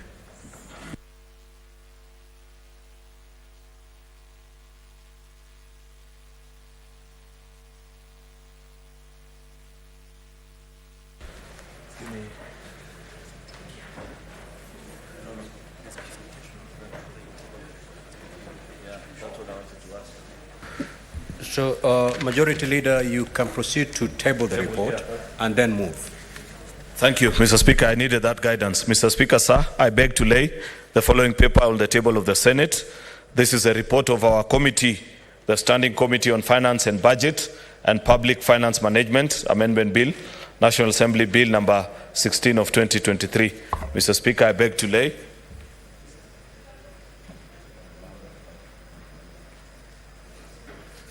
Thank you, Mr. Speaker, for this chance. Mr. Speaker, this is pretty much a straightforward bill that has been ably considered by our Committee on Budget and Finance that touches on a very important discussion that's going on in our country. And I want to congratulate and appreciate the diligence, actually, of all the 11 members, or 9 actually, sorry, members of the Senate Budget and Finance Committee, Senator Roba, Tabitha Mutinda, Boni Halwale, Joyce, Tabitha Keroche, Senator Faki Mwenye Haji, Richard Onyonka, Shakila Abdallah, and Eddie Okech. I know how hard it is to be a member of Budget and Finance Committee. I served there. Leader, let me just guide you for purposes of proper procedure. Kindly move the bill for the second reading. Proceed. Mr. Speaker, I think because of the very unfamiliar things that we did of tabling and moving. Mr. Speaker, I beg to move that the Public Finance Management Amendment Bill, National Assembly Bill, number 16 of 2023, be now read a second time. Mr. Speaker, sir, I resume from where I was previously by making comments that I appreciate the diligence and the hard work that it takes to serve in Budget and Finance Committee. I make no light of the work that all our other committees do. But, Mr. Speaker, I say this with utmost good faith, that it takes a senator of great discipline and dedication to the work of this House to serve in this particular committee. Because on many occasions, Mr. Speaker, you know, if it is a BPS, it's laid on this House, and you're told within 14 days, you need to have considered it, listen to the reports of all the other committees, and table your own report within 14 days to this House. Immediately after we move to the budget cycle again, Mr. Speaker, that commences immediately after the beginning of a financial year. And these colleagues of ours have to churn out reports. We've just concluded on the cash disbursement schedule, Mr. Speaker, which we are told actually we are out of time. We should have made that consideration, Mr. Speaker.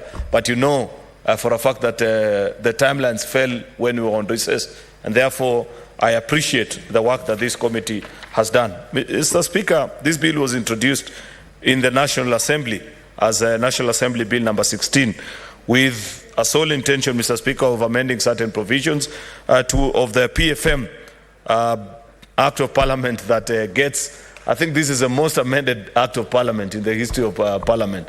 Every other financial year, something keeps on coming up. And therefore, Mr. Speaker, perhaps we need to come up with a proposal on how perhaps the reason why people continue to violate the PFM Act, Mr. Speaker, is because it keeps on changing so quickly that they don't even follow through, or many people don't get the time to appreciate and understand its provisions. That is not to make excuse, Mr. Speaker, for any accounting officer that they can get the clip of the majority leader of the Senate speaking and say that you can see that the majority leader has acknowledged that because of the many changes they make to PFM, it's hard to stick or follow through with the regulations. As good public servants, we expect of them to be kept abreast with all the happenings in Parliament, as such that when we conclude on any amendment, they are able to read and follow through. Mr. Speaker, from the chair persons forward, I do appreciate that quite a number of stakeholders actually appeared before this committee to make their submissions: the National Treasury, the Council of Governors, the Institute of Certified Public Accountants of Kenya, that's ISPAC, International Budget Partnership Kenya, very important stakeholders that over the years, I think these are among stakeholders that always appear whenever there's any item before the Budget and Finance Committee. I forget the name of their director, is Dr. Somebody, a small-bodied gentleman, but greatly patriotic and loves this country, and appears each time that there are matters before the Senate to come and make their contribution. Last but not least is the CRA, which by and large, in my first stint at the committee, Mr. Speaker, we actually had a dedicated chair for the CRA chair, because it's impossible as Budget and Finance to consider any matter without CRA to come and to make their presentations, and on many occasions they never fail us. Therefore, Mr. Speaker, I do follow through with the proposals that have been made. Excuse me. I forgot some of my notes, Mr. Speaker, and just want to go close by close in quick succession, because this is a fairly straightforward bill, about 2 or 3 pages only. That this bill, Mr. Speaker, seeks to amend the following clauses: PFM Act number 18 of 2012, to operationalize the public debt and borrowing policy, Mr. Speaker, with regards to the framework for monitoring the level of public debt, and align it with provisions of Article 214(2) of the Constitution of Kenya 2010, which defines public debt to mean all financial obligations attendant to the loans raised or guaranteed securities or guaranteed by the national government. This is an important conversation, Mr. Speaker, because you know, and I wish Senator Mtata was here, because I know out there he's been quite vocal about this conversation of the need for us to rethink and perhaps have a better conversation on how we keep our debt stockpile, how we report, what framework we can create as the legislative body, so that at any given time, Mr. Speaker, we as a country know what is the value of the debt that Kenya owes to any lenders, actually, be they domestic or foreign. And I know that we are greatly in need of this particular policy, Mr. Speaker, monitoring public debt borrowing policy framework, Mr. Speaker, because I know that 2 years ago, before this House, as a member of Budget and Finance Committee, then CS for Treasury appeared before us one afternoon. I don't remember the exact legislation that we are considering, but when we insisted that he present us with an accurate reporting mechanism of what is it that Kenya owes its lenders, Mr. Speaker, we were presented by an Excel document, an Excel spreadsheet, and told that that is the only register that can be maintained, Mr. Speaker. And that points out to the challenge that we continue. In fact, to be sincere, Mr. Speaker, this legislation on its own is not enough. It is not sustainable to actually cure that malady in terms of reporting. If today Kenyans wanted to visit a specific either website or government office where they will get an accurate representation of the amounts of money that we owe our lenders, Mr. Speaker, I'm afraid you will struggle around Harambee Avenue until you go back home without an accurate figure of what the exact amount is. And therefore, that this act is beginning to direct us towards the preparation of a framework to guide that particular process is important. But I still feel, Mr. Speaker, that as Parliament, that is both us and the lower house, Mr. Speaker, we need to move further than just creating the framework. We must provide the reporting mechanism, Mr. Speaker, for every lending that the country incurs to be reported in an open mechanism, the justification for the same provided, Mr. Speaker, and in an open way, because I know this conversation, and I've watched people present before television screens, including senators sometimes, that actually part of the debt that we are paying cannot be accounted for, that some of it, there is a possibility that it never even found its way to this House. That's a serious indictment of us as a House of Parliament, Mr. Speaker, and I hope that by creating this Parliament, when we, this framework, Mr. Speaker, when we come to the reporting regulations, because that is what is being proposed in this particular bill, the reporting mechanism, Mr. Speaker, we will provide, Mr. Speaker, and make it possible for us as both National Assembly and the Senate to do actually a thorough audit of this debt. What were the conditions for that particular borrowing and the purpose for which it was borrowed, Mr. Speaker, because that remains unclear. And we cannot expect that the people you represent, Mr. Speaker, in this House will be in a better position than you as a senator who serves in this House to tell them of this mechanism. Mr. Speaker, Clause 3 of the bill seeks also to amend Section 12 of the Act by deleting paragraph B and introducing provisions that provides for the proper management and efficient use of budgetary resources by national government entities. And also, Mr. Speaker, I like that it further proposes that on the definition of public debt, Mr. Speaker, you know, this conversation about national debt has created a thinking, especially in Kenya, because we have two levels of government, that people imagine that even when we borrow for purposes of funding certain projects in our counties, Mr. Speaker, is still considered as a debt for counties and a debt separate for national government, Mr. Speaker. Kenya is one unitary state, despite the fact that we have two levels of government, Mr. Speaker, and therefore it's my expectation and appreciation, rather, Mr. Speaker, that even as we make this amendment, Mr. Speaker, we will be in support of the proposal to conclude on this issue and ensure that we just call it the public debt, because it's a debt owed by the people of Kenya, and I like that provision. Clause 5, Mr. Speaker, as I move to conclude, of the bill, seeks to amend Section 31 by deleting the words national debt wherever the word appears and replacing it to public debt, for the same reason that I've just explained, Mr. Speaker, that it's one people, is the people of Kenya, and it actually makes it in sync with the constitutional provisions. If you read Article 211 all the way to Article 214, Mr. Speaker, it refers to as public debt, not national debt. And therefore, this was an act actually of poor legislative drafting. And students of legislative drafting need to follow through with this conversation. On many times, moving bills here, Mr. Speaker, I have pointed out on the need for us to try and seek to maintain the same language or wording that is used in the Constitution with the wording that is used in bills that we bring before Parliament. Otherwise, when you introduce new phrases, new clauses, you confuse members of the public, you open up yourself for legislation, for litigation rather, Mr. Speaker, and I agree with that proposal. Second last, Mr. Speaker, is Clause 6, which seeks to amend Section 50 of the PFM Act that requires the CS for Finance to submit to Parliament in writing explanation where specific public debt has exceeded the threshold as is set out in law, and provide reparative measures to restore or to improve it. That appreciating of the fact that we know where we are as a country. There is no need for further debate on our debt sustainability situation.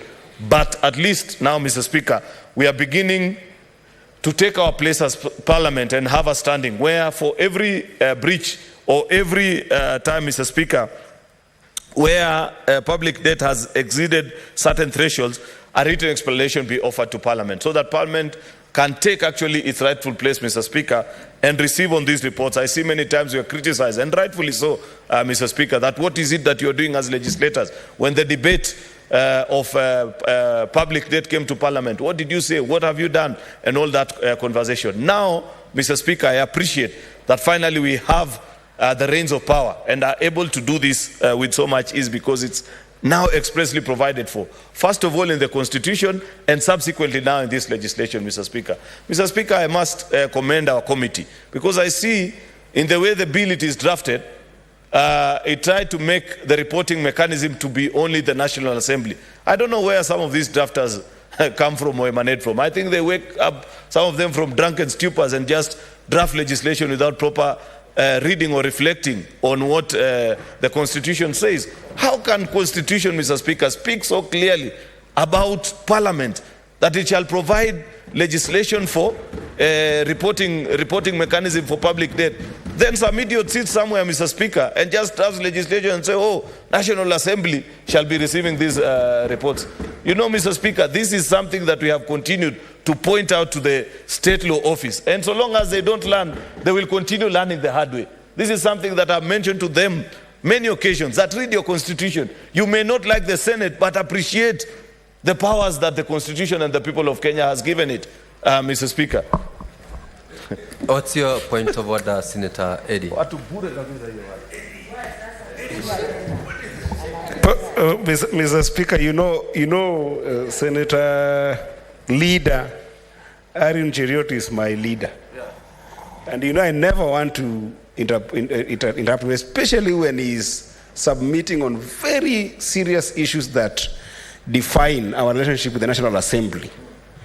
You know, and I can empathize literally with his passion on submitting on this issue. But Mr. Speaker, is the wonderful senator in order to use the term idiot? Some idiot somewhere. You see, I think I do understand, you know, the immense, you know, issue around why we are not being involved in issues to do with the finances, because there is no any financial matter in this country that will ever not touch on counties.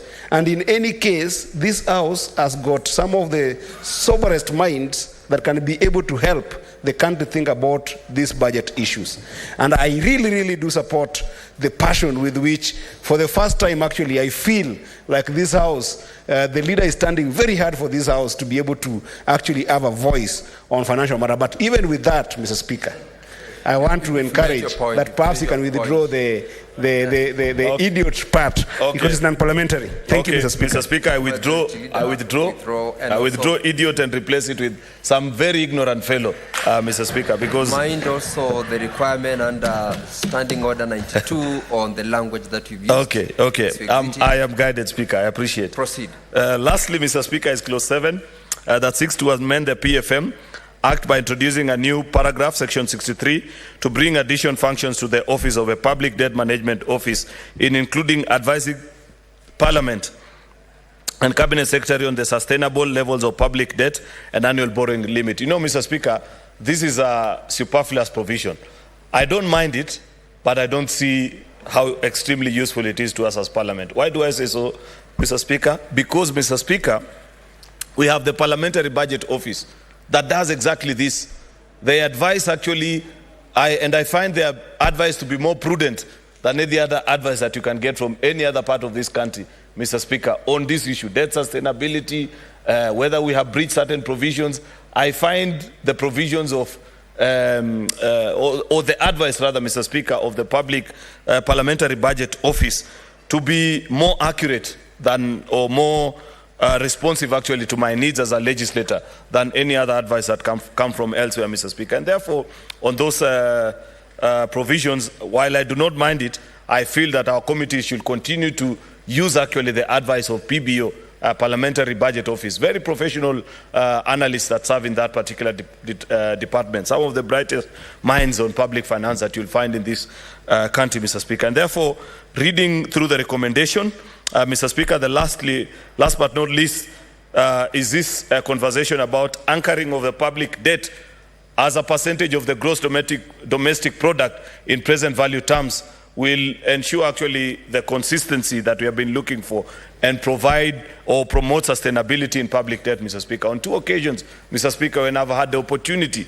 to vote, Mr. Speaker, on public debt, I voted against the decision, Mr. Speaker, to place it on a static figure, because I followed through this conversation, Mr. Speaker, and I appreciate that finally, those of us that held the view that having our debt measure as a percentage of our GDP in net present value, Mr. Speaker, is a better and more consistent measure than just putting a static figure of 5 billion, 10 billion, 9 trillion, Mr. Speaker, as has been the case. I am glad that finally we have been listened to, and that's a proposal that is coming. Because, Mr. Speaker, why do we argue so? Mr. Speaker, if you follow many countries that measure their debt using this particular model that we now want to adopt, Mr. Speaker, you will find that they appreciate that the economy fluctuates. It's not something that is static. There are reasons, Mr. Speaker, that today you can be doing so well as an economy, like many global economic powerhouses were doing before 2020. But something like COVID comes up, Mr. Speaker. Do you have to rush back to Parliament and adjust and do all this kind of proposal? Mr. Speaker, I don't think there is a difference in how you should run public debt and how you run your own personal finances, Mr. Speaker. If you know very well that you're doing well economically, then you can walk to a financial institution, give the justification, and you will borrow, Mr. Speaker, against your own expectations and the justification that you can provide before a financial institution. Basically, that's what we are saying, other than just tying around a figure around your head and knowing that at any given time, I know that I can never borrow beyond 1 million or 2 million Kenya shillings, Mr. Speaker. And therefore, I appreciate the wisdom of the committee in agreeing with that proposal, Mr. Speaker. Of course, I've explained that the committee have actually proposed an amendment in terms of the reporting mechanism, Mr. Speaker. And I appreciate, because even if the committee did not propose that reporting mechanism, Article 211(2) has already done it for us, Mr. Speaker, because it speaks to the Houses of Parliament, not any house. And therefore, whatever games are being played on that particular part of the bill, even without our committee pointing out, our powers are safely secured, Mr. Speaker, and we shall continue to demand of these reports to be brought before this House. Therefore, Mr. Speaker, I want to appreciate, and I hope that as a House we can conclude on this particular bill, so that we await now the regulations, Mr. Speaker, where we will answer many of the questions that if you read through the report and the presentations, it has been promised that in subsequent regulations, and I agree with the need to perhaps anchor some of these provisions by regulation rather than by legislation, Mr. Speaker, because while it's difficult to make many of these amendments, you can always argue this way or the other way with regulations and amend them with more ease without having to hold our economy at ransom, Mr. Speaker. Therefore, with those many remarks, Mr. Speaker, I beg to move that this bill be now read a second time, and do ask Senator Ali Roba, Captain, the chairperson of our Committee on Budget and Finance, to second. I thank you, Mr. Speaker. Senator Ali Roba. Thank you very much, Mr. Speaker. I rise to second.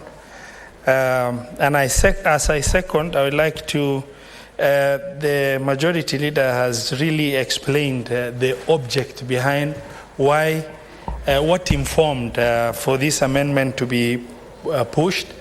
Globally, the best practice out there is to anchor, the public debt ceiling as a percentage of the GDP, which is performance-based, meaning the number that is proposed in the amendment as shared is 55% of the GDP, where we have analyzed through consultation with the National Treasury as well as our own Parliamentary Budget Office, and I've been able to determine currently it stands at 64.1%.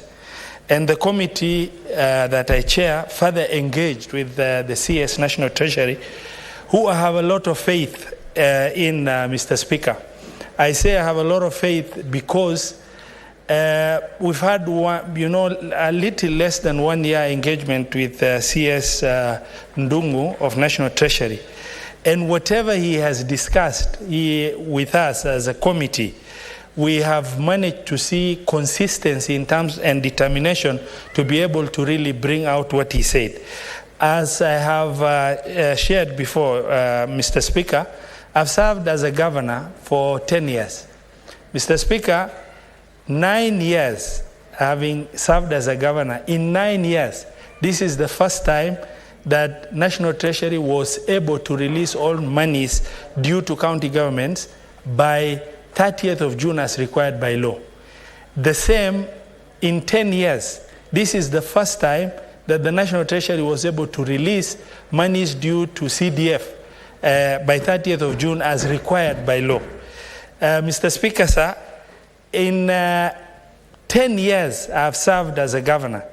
This is the first time, the first tranche of the shareable revenue due to counties was released in the month of July. Normally it comes in September or October. That means that the CS is determined to make sure the performance of our GDP as far as revenue performance and the discipline to comply with the requirement of law is anchored. When we engage, Mr. Speaker, the CS Treasury in the public participation engagement and taken him on in terms of how does he intend to make sure the 61.4% of that is translated, should we adapt public debt to GDP ratio as proposed 55%, and where now translated it stands at 64.1%. How does he intend to bring it down to 55% as per the requirement of this amendment? And the CS Treasury shared that he intends in 2024 to bring it down from 64.1 to 61.8, and 2025 to 60.1, 2026 to bring it down to 58.2, and by 2027 to comply and bring it down to 55%, which is very serious commitment from CS Treasury and a healthy one, because should our GDP grow, then this percentage will mean growth in borrowing ceilings within the 55%, but a higher number, as opposed to what we used to have, where there is absolute debt ceiling number, regardless of performance of government. And Mr. Speaker, sir, if you look at the performance, if you look at the public debt ceiling over the past number of years, and you draw a graph, you are going to see consistently the number in absolute terms has continued going up, but not against any explainable formula that is able to make sense. And the bill suggests anchoring public debt as a percentage of GDP, which is going to instill prudence, which is also going to limit in terms of the free will by the CS Treasury to be able to just decide if we can take on board available debt just because it is available, because it will force the Treasury team to be able to go back and compute based on the current GDP performance what is the window of borrowing they have, where that window now is busted, and over the next 5 years, the object and intent of this bill is to make sure that it is brought down to 55% within the law, down from 64.1%. Mr. Speaker, sir, I beg to support and second the motion. Second the bill as second reading as proposed by Majority Leader. Thank you.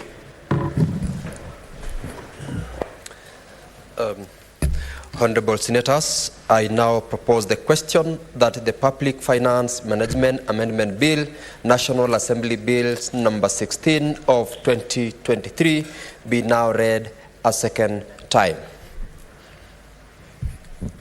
Honorable Senator Samson Kiprotich, Cherarkei.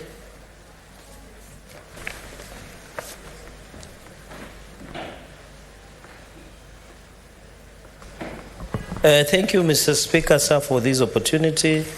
I rise to support this Public Finance Management Amendment Bill 2023, Mr. Speaker, sir. it has to go on record that for the different occasions when the ceiling of public debt was being raised on the floor of this House, I voted against. Because one, it was no longer sustainable to put an absolute figure, Mr. Speaker, sir. As you are aware, the debt now will be anchored on a percentage as opposed to absolute figure then. As you are aware, as we talk today, the 10 trillion public debt that the country is facing, Mr. Speaker, is 64.1% of the gross domestic product, or GDP, as you are aware.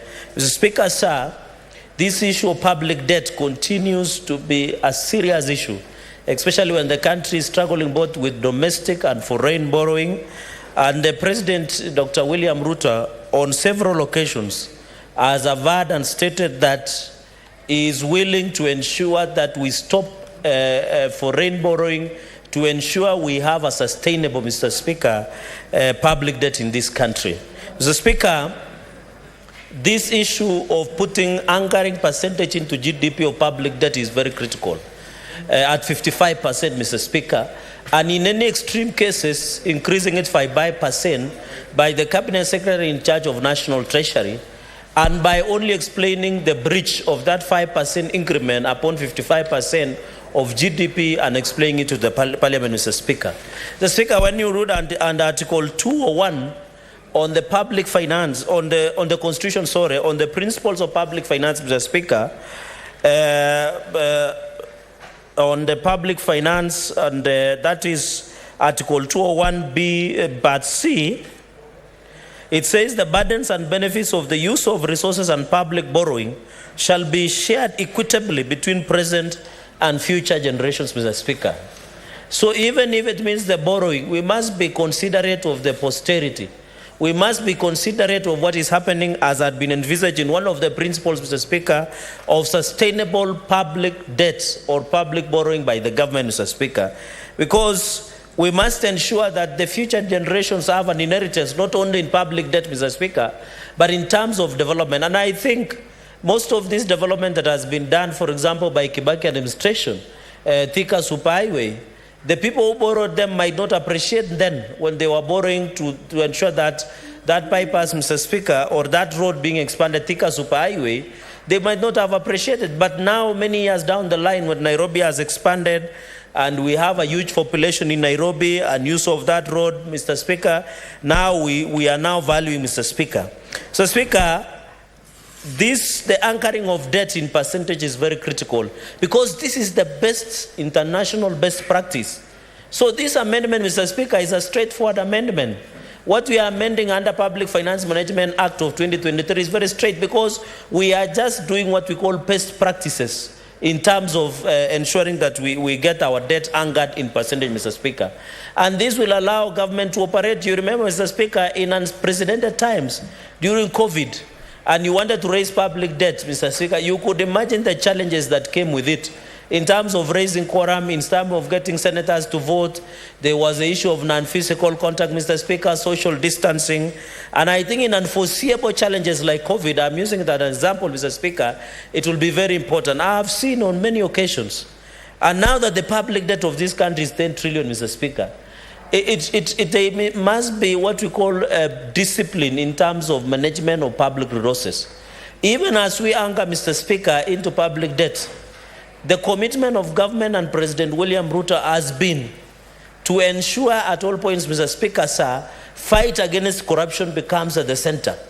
Because we don't have to borrow, Mr. Speaker, huge chunks of money, put the country in a public debt, where we were nearing economic crisis, and allow corrupt individuals within and without government, Mr. Speaker, to blunder or mismanagement, Mr. Speaker, on wastage of public funds, yet that money has been borrowed, Mr. Speaker. Even on the individual level, Mr. Speaker, you have never seen individuals where they borrow money to go and kupiga sherehe, Mr. Speaker, or take chai and mandazi. Everybody who borrows a loan from the bank would want to account for each and every single coin. Mr. Speaker, if we are translating the same commitment, the way we translate to taking our personal loans and mortgages, Mr. Speaker, this country would have gone. So I agree with the President that the commitment against the fight of corruption be a top priority.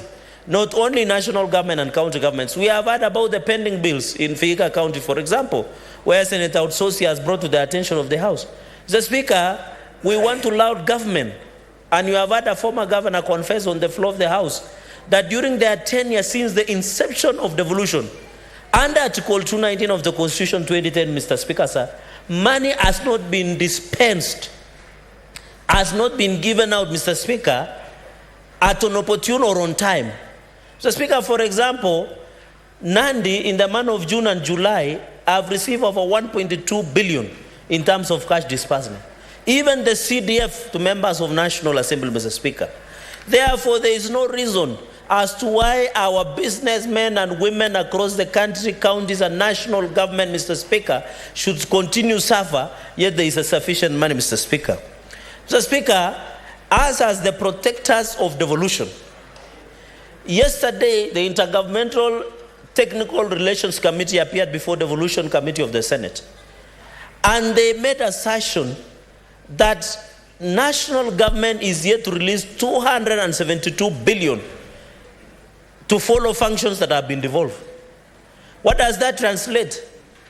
The national government devolved function without following with costing. 272 billion, that is a huge and chunk of money, Mr. Speaker, that is even more than enough that we are giving counties of 385.3 billion in this financial year of 2023-2024. So we need as a Senate, Mr. Speaker, to play also our role. If 272 billion is lying in Nairobi instead of being allocated to 47 counties, Mr. Speaker, then we must work hard towards achieving that end, Mr. Speaker. I am happy that in terms of borrowing, Mr. Speaker, there was a circular, I don't know whether it's circular or the law of the PMF Act, that any borrowing by the counties, Mr. Speaker, must be guaranteed by national government. Mr. Speaker, for example, at the tail end of the last Senate session, before it lapsed when Sina died, the Laikipia County government made an application for approval of borrowing by the Senate. At that time, it was almost few months to elections. And as a Senate, out of our wisdom, we declined because we were not sure what the money was intended for. Yet elections were approaching, and we are aware that the governor in office was trying to defend their seat. So, Mr. Speaker, I think on the aspect of public debt and public borrowing, I support that it should be anchored in percentage. It is the best practices internationally. It is also convenient. It is efficient for government. And I think many people will ask, what will be the role of Parliament when you have anchored at 55% and an extra 5% in case of breach? The aspect of the upshot of this law is they will give an update in case the Cabinet Secretary breaches at that percentage, Mr. Speaker. Therefore, it is our interest to bring from 64.1% of our GDP to 55% to 60% of the GDP in terms of borrowing in the present value terms, Mr. Speaker. But Speaker, another point is that I don't know, is this a disease? Is it a cancer? Is it a terminal illness that is in a state law office? Article 93 has been said by ML, defines Parliament, and I know they are watching, and they can refer, defines Parliament as National Assembly and the Senate. Mr. Speaker, you was truly, and Senator Fage was my member, we drafted pleadings and went to High Court on interpretation of under Article 110, Mr. Speaker, on the non-concurrence of over 24 legislations. Why, with these drafters, why would they want to conveniently move Senate from participating? This public debt is not only concern of members of National Assembly or the national government. It is the concern of counties. Because when you take a public debt, Mr. Speaker, when you borrow loan on behalf of Kenya, you are not borrowing it on behalf of national government. You are also borrowing on behalf of all of us, and these people are in counties.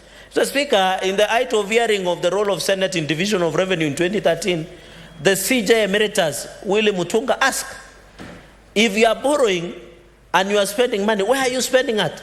I thought you were spending in counties. That is the similar question I want to ask the members of national and the drafters of state law office, Mr. Speaker. We must be candid that I don't know what the intention of supremacy battles between the National Assembly and the Senate, and I think the National Assembly should just accept their role as the junior brothers, Mr. Speaker. And in fact, the amendments, the Cabinet Secretary shall submit to the National Assembly. This is unfortunate, Mr. Speaker. I want to believe it was the mistake of the drafters. I don't believe it was the mistake of anybody else. Because why would you submit to National Assembly? Where is the role of the Senate? And Article 93 is very clear, Mr. Speaker. And we don't want to go to court. These are small things that we can be rectified, Mr. Speaker. Even the committee in the National Assembly responsible. We want the Committee of Finance and Budget, Mr. Speaker, to be responsible on the public debt and consider the report and submit the report before the floor of the Senate, Mr. Speaker. We should not, as the fourth Senate, we should not allow ourselves to legislate ourselves outside the work or legislative business, Mr. Speaker. We should not. Why are we legislating ourselves out of the role that we have been given under Article 96? Because the work of the Parliament is law-making process, Mr. Speaker. It is oversight. It is representation. When I'm here on the behalf of the great people of Nandi who are close to 1 million residents. Despite that, I have 6 members of National Assembly, Mr. Speaker. Why is it that you want, when you are borrowing, you want the Senate to be involved?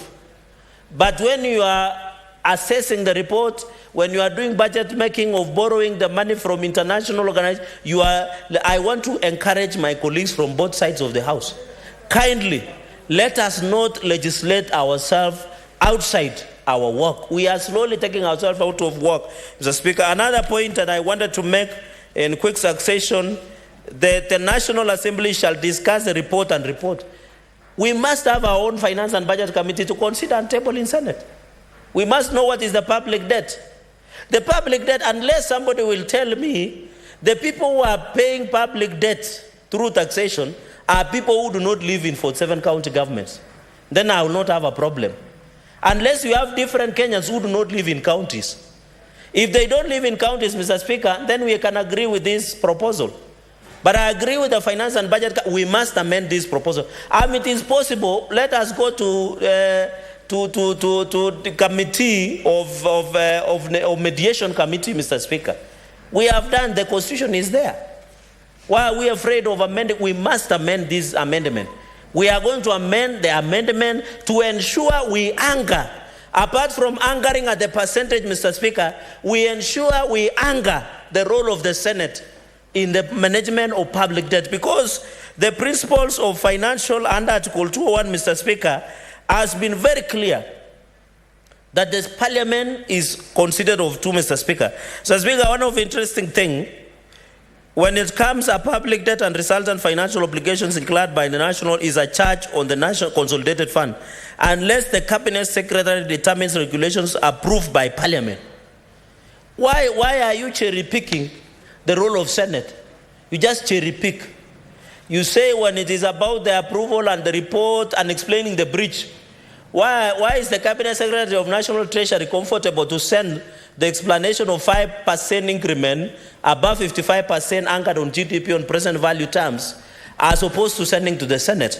Mr. Speaker, this is mischief. We must stop mischief. We should not legislate mischief. We should not violate the Constitution, Mr. Speaker, sir. Mr. Speaker, sir, of course, I agree, Article 213 of the Constitution, borrowing 212, and the public debt, Mr. Speaker. In fact, Article 214 is very clear. The public debt is a charge on the consolidated fund by an act of Parliament may provide for charging all part of the public debt to other public funds. So even the Constitution recognizes the role of Parliament. That even if you have to charge on consolidated, the act of Parliament, which is the PMF Act, is very clear, Mr. Speaker, sir. Mr. Speaker, sir, all financial obligations and public debt has been defined. When you look at the borrowing by national government, Mr. Speaker, there is about reporting mechanisms, Article 211, like with within 7 days, either House or Parliament, so request by resolution for financial present to the relevant information. Mr. Speaker, so this section, you being one of the learned seniors, Mr. Speaker, and of course, I know your prowess and competence, having you represented me in different courts of not in this country. What have you done? Mr. Speaker, Mr. Speaker, I want to say this, Mr. Speaker. When you look at Article 211, Mr. Speaker, and you understand this very well, This proposal by PMFAC and the legislative drafters, Mr. Speaker. What is your point of order, Senator Faki? I don't wish to interrupt my junior Senator Chiragei, but he said that he had been represented in courts of note in this country. Is the resident magistrate court in Kapsabet a court of note or a court of record? Where they tried chicken salad. I do believe Senator Cherage meant courts of law. Yes. But because of where he comes from and the dialect, he was unable to pronounce it very well to the satisfaction of the Honorable Senator from Mombasa. Proceed, Senator Cherage. Mr. Speaker, you know the dominant language of Senator Faki is Kiswahili. Some of us are speaking Queen's English, but I just meant courts of law, Mr. Speaker. And Mr. Speaker, I don't doubt he is conversant in both languages, but the prowess of my English, grasp of English language and Queen's language can only be equated to the late Kijana Wamalwa, Mr. Speaker. Mr. Speaker, in conclusion, so that this is a straightforward amendment, when you look under Article 211, Mr. Speaker, we still have a role. So even if these drafters who are mischievous, I don't want to use the bad language or unparliamentary language, decided it's national, it will be negated. And you know, Mr. Speaker, Senator Okoitio Mutata, with all due respect, or other Kenyan might move to court and have this part nullified. Because Article 211 is very clear that the reporting of public debt is done by houses of parliament. So why would somebody in state law office, we need to determine competence of people who are drafters in state law office, or they need to come for capacity building before the Senate, or some of us who can do pro bono, Mr. Speaker. Because why would we legislate a law that somebody will go to court, Senator, outsource it, and nullified? I think we need to amend and ensure, Mr. Speaker, with those many remarks, I support this amendment to anchor the public debt on percentage of GDP to present value terms, Mr. Speaker. We are struggling with a public debt of 10 trillion. I hope when this is anchored, Mr. Speaker, we are able to bring the public debt GDP of 64.1% to 55%, Mr. Speaker, and ensure, Mr. Speaker, that the country moves forward. We need to give it to the president so that we can ensure he implements the plan of transformation and economic prosperity going into the future, where all Kenyans will enjoy under Kenya Kwanza administration. With those many remarks, Mr. Speaker, I support the amendment with the amendments. Thank you, Mr. Speaker, sir. Senator Osotsi Godfrey Atieno. Yes. Thank you, Mr. Speaker, for the opportunity to contribute to this bill, which is Public Finance Management Amendment Bill 2023. Mr. Speaker, from the onset, I want to say that I will support the bill, but with the reservation. Having listened to a number of contributions from colleagues, clearly this bill will require some amendments, Mr. Speaker. Mr. Speaker, there are provisions in this bill which clearly violate the Constitution. For example, Mr. Speaker, when you make reference to the National Assembly under the Amendment 2D that says that the Cabinet Secretary shall submit to the National Assembly by 30th April in every year a report on debt status and the borrowing undertaken by the national government. Mr. Speaker, this ignores the role of the Senate because, Mr. Speaker, if you look at the Constitution, under Article 225, Financial Control, Article 2251 talks about an act of parliament shall provide for the establishment, functions and responsibility of the national treasury.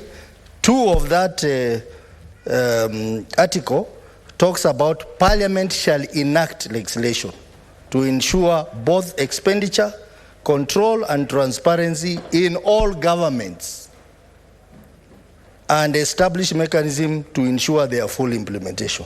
So clearly, Mr. Speaker, this implies that Senate has a role in financial control, in determining expenditure control and transparency in all governments. All government means includes even county governments.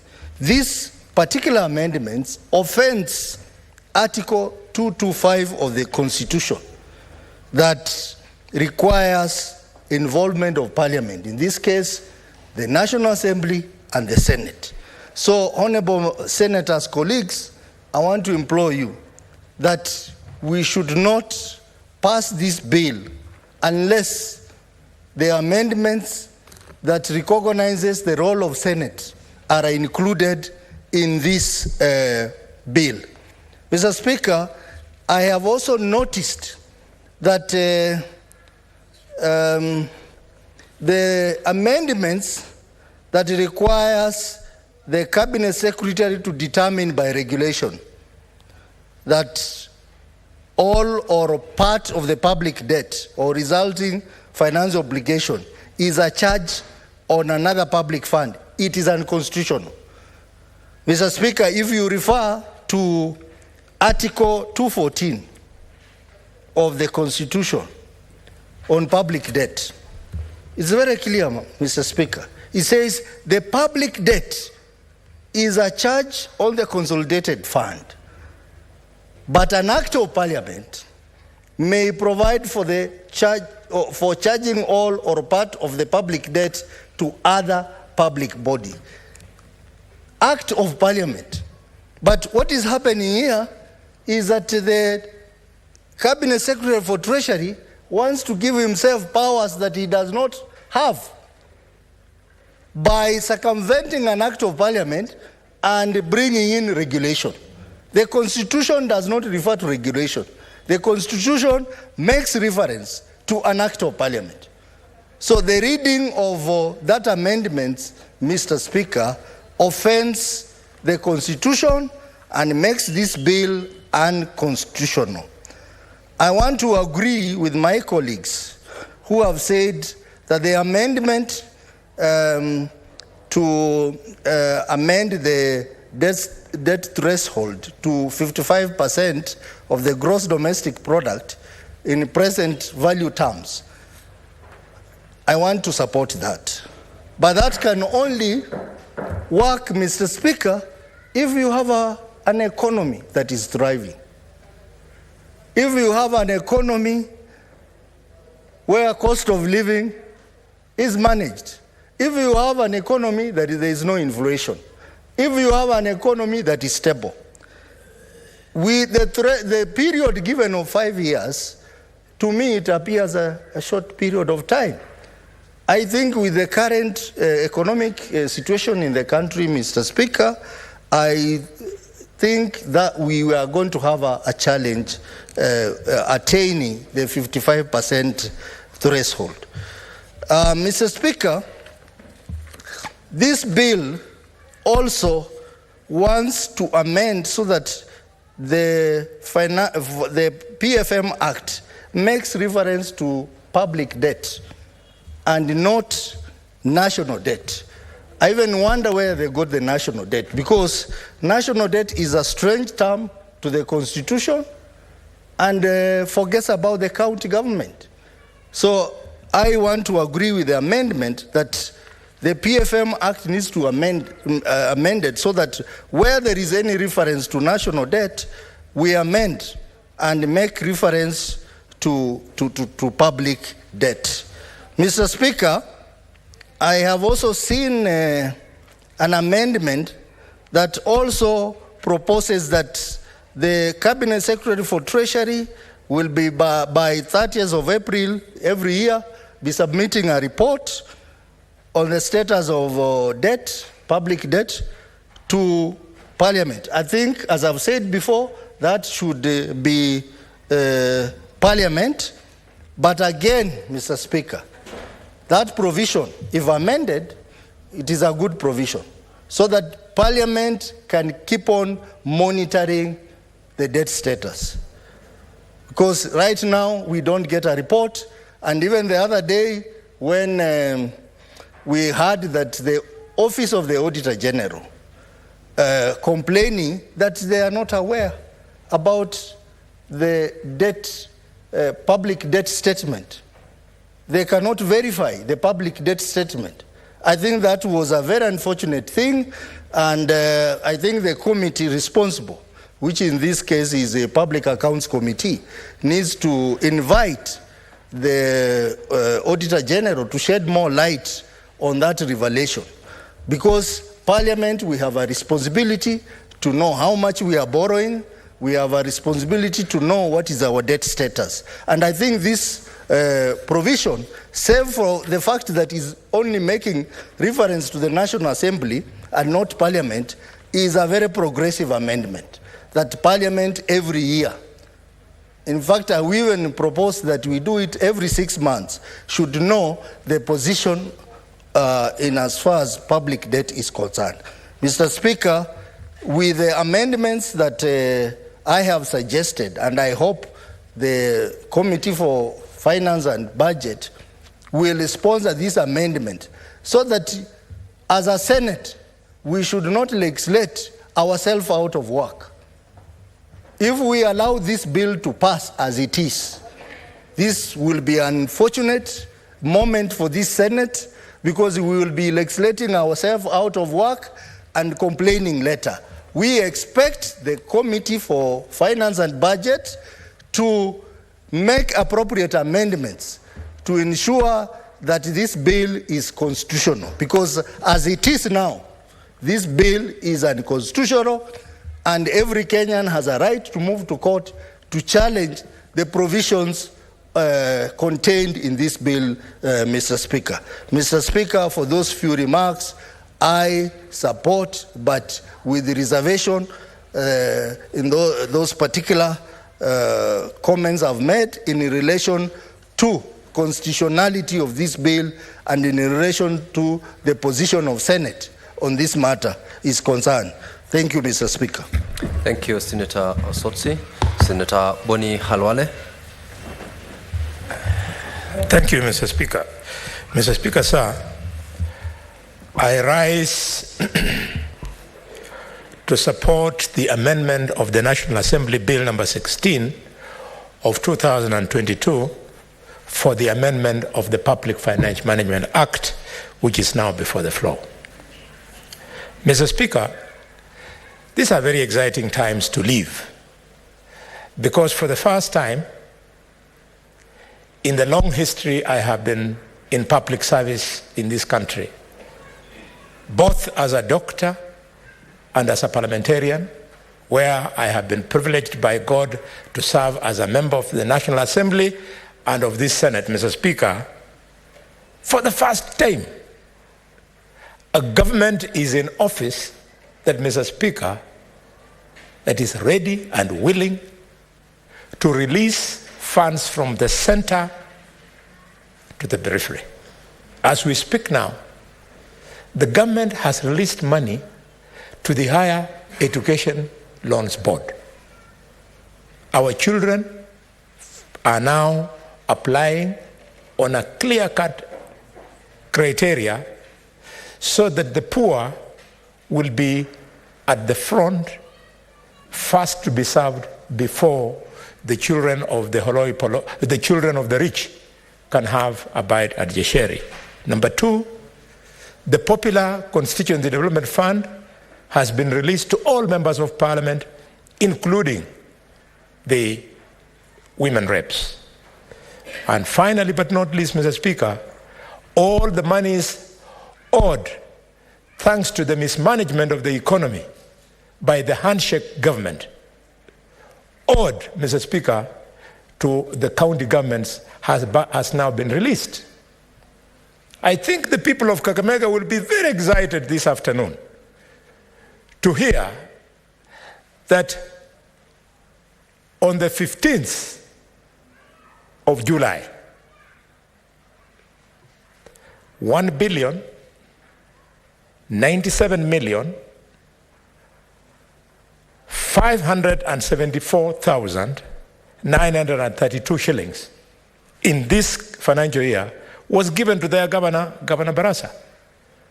So Governor Barasa is swimming in billions of shillings, and I hope that, like all other governors, he is going to give.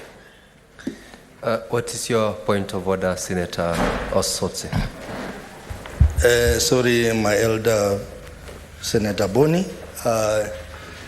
Mr. Speaker, on Thursday evening, I was challenged under Standing Order number 105, Statement of Fact, by my good friend Senator Wakoli on the issue of disbursement of funds to counties, where I had stated that the Committee of Public Investments and Special Funds did a commendable job in contributing to the issue of disbursement of funds by 30th of June. And How does that concern my contribution? no, it does, because you are making reference to the same. So, Mr. Senator Speaker, Boni, he's on a you point of directed. order. Let's listen to him. You directed that I substantiate this afternoon. Mr. Speaker, I want to say that I have come with a set of documents ready Senator Osotsi, to substantiate. take your seat. Take your seat kindly. Remember, you had mentioned that position earlier on to the chair. I made an inquiry and I indeed confirmed that that did not amount to you required to substantiate today, because the factual issue was on the floor of the House then cleared. You are not required, therefore, to substantiate this afternoon, and I made that inquiry with the clerk and confirmed that position. So it is not a point of order. I would like to ask you to take your seat. Proceed, Senator Boni. Thank you, Mr. Speaker. Mr. Speaker, with due respect, I would like the Honorable Sotsi to take it easy, learn the rules. You can only rise on a point of order, Mr. Speaker, sir, in my time when I'm out of order. But if you have a procedural issue, you can sort out with the Office of the Clerk, the Office of the Speaker. Proceed to Thank you, Mr. your Speaker. contribution to the bill. I was complaining, Mr. Speaker, so that I catch your sympathy, so that you give me the lost time that I've lost through his intervention. You can be sure you will be granted your Thank you. time. Thank you, Mr. Speaker. Mr. Speaker, I was announcing the good news to the people of Kakamega that our governor, thanks to this Senate, thanks to my persuasiveness in the Committee of Finance and my own drive, he is now swimming in billions of shillings, and I want to urge him and all the governors of Kenya to give priority to two things. The first one is that all pending bills owed to business people, some of them who have died because of debts, because of pressure from their creditors, those pending bills should now be settled. We want the fruits of devolution to be enjoyed by creditors. And two, Mr. Speaker, that priority be given by all governors in ensuring, Mr. Speaker, that ongoing projects are completed before new projects are started. Specifically, in Bomet, for example, the Bomet Stadium, when I pass there, whenever I fly over that stadium on my way to Kakamega, I feel 7 years into devolution, that stadium is not complete. The same to Bohongo Stadium in Kakamega, the same to Shamahubu Hospital in Shinyalu constituency, the same to Mumiasi Level 4 Hospital in Kakamega, the same to Malinya Market, the same to Hayega Market, Mr. Speaker, the same to Butere Hospital in Kakamega. These things must be given priority before my governor then embarks on new projects.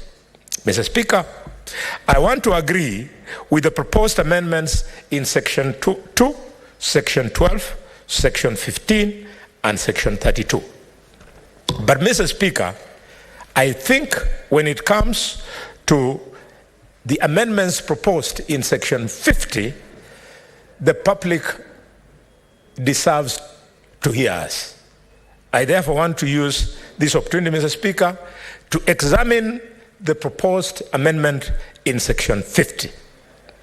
Mr. Speaker, this is a paradigm shift.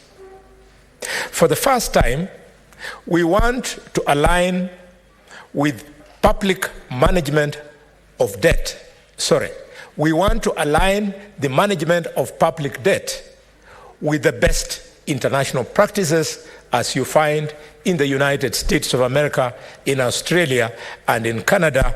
Namely, we shift from the outdated debt ceiling, Mr. Speaker, to the principle of anchoring, or the principle of debt anchor. Mr. Speaker, this amendment proposes that the public debt must never exceed 55% of the GDP. Let me acknowledge that today we are in a bad place because of the greed of the handshake government. The president went on and the then president went on and borrowed, right, left, and center, and left this country. We are currently at 66% of our GDP. We are in debt. So we are in a hole. Mr. Speaker, I'm glad that Professor Njuguna, who is a professor of economics from the University of Nairobi, and Mr. Speaker, for the benefit of this House, and I can see the Senator of Mombasa is having a closed eye reflection on my contribution. And he's nodding his head. That is very good, Mr. Speaker. Professor Njuguna comes from our generation of the University of Nairobi. Mr. Speaker, the distinguished generation, thank you, Mr. Speaker, that has served this country wherever they have gone, including we are the generation that has given this country the first open heart surgery, the generation, Mr. Speaker, that gave this country a kidney transplant in Kenya and in the region, competing only South Africa on the continent. He has explained to us as a committee, and our minds are very clear. And he's telling us that if you have an appetite for loans, go and borrow. But if you must borrow, start by growing the GDP. If you grow the GDP enough, go and borrow. It will allow you to borrow, but not exceed 55%. And this, Mr. Speaker, should not look like something very strange or difficult to understand to Kenyans. Kenyans, as they say in English, if you want to run a family well, you should run it the way you cook a fish. So what is the fish in this context? Mr. Speaker, it is this. Today, if you go to Cooperative Bank, Kenya Commercial Bank, APSA, Equity, and try to borrow, they tell you, for God's sake, come for the money. But before they credit you with the money that you want to borrow, they look at your performance. They look at how good your account is. If it is good, you borrow. If it is poor, you don't borrow. So we are now saying our big reserve, the gross domestic product, will in future be determining whether we can go and borrow or not borrow, Mr. Speaker. Mr. Speaker, this therefore lays emphasis on scientific management of public debt. It shifts the focus on growing the GDP. I remember, Mr. Speaker, I think those days you must have been in class 8 or below. The then Minister for Finance, Finance Minister John Michuki, approached us in 2009. He wanted us to raise the debt ceiling. And Mr. Speaker, why are you smiling? I suspect I have misquoted your age. Forgive me. Mr. Speaker, and because of the hawk eye of former Member of Parliament for Imendi Central, Kitobu Manyara, Kitobu Imanyara was able to spot the mischief. It is what gave birth, Senator Mungatana, you'll remember, to the famous computer errors. Yes, you remember the famous computer errors. So there can be mischief when it is not scientific. But now that we are making it scientific, it will be forever easy for us as parliamentarians to see that somebody is exceeding, Mr. Speaker, the 55% anchor. I therefore want to thank members of the minority side. I've listened to your contribution, including the one of Senator Soti. There is very good grasp of this, and especially the distinguished senator from Mombasa, who in my committee, he was the first to spot what was concerning us. And what was that, Mr. Speaker? We were concerned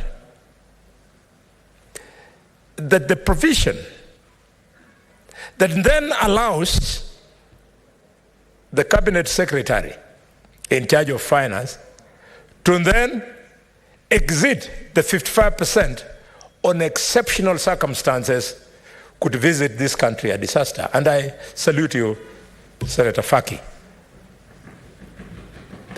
So, we put Professor under a lot of pressure to convince us why we would give a moratorium of 5 years where the minister is enjoying that particular window. And he convinced us. And therefore, if there is still any member in this House who does not sit in the Finance Committee, I want to persuade you, we have represented you well, we have understood that there indeed can be exceptional circumstances where you need to go beyond the borrowing ceiling. So what did we do as a committee? We then insisted that it be clear what exceptional circumstances can be. And Mr. Speaker, we found that one such exceptional circumstances is the depreciation of the Kenya shilling. The Kenya shilling can depreciate so fast that it can hurt our public debt, and then we end up, Mr. Speaker, sir, Senator, there's a lot of loud consultations. Senator Eddie and Senator Roba, may you consult in very low tones to allow the senator to be heard in silence. Yes, Mr. Speaker, sir, it is exactly what we are going through now.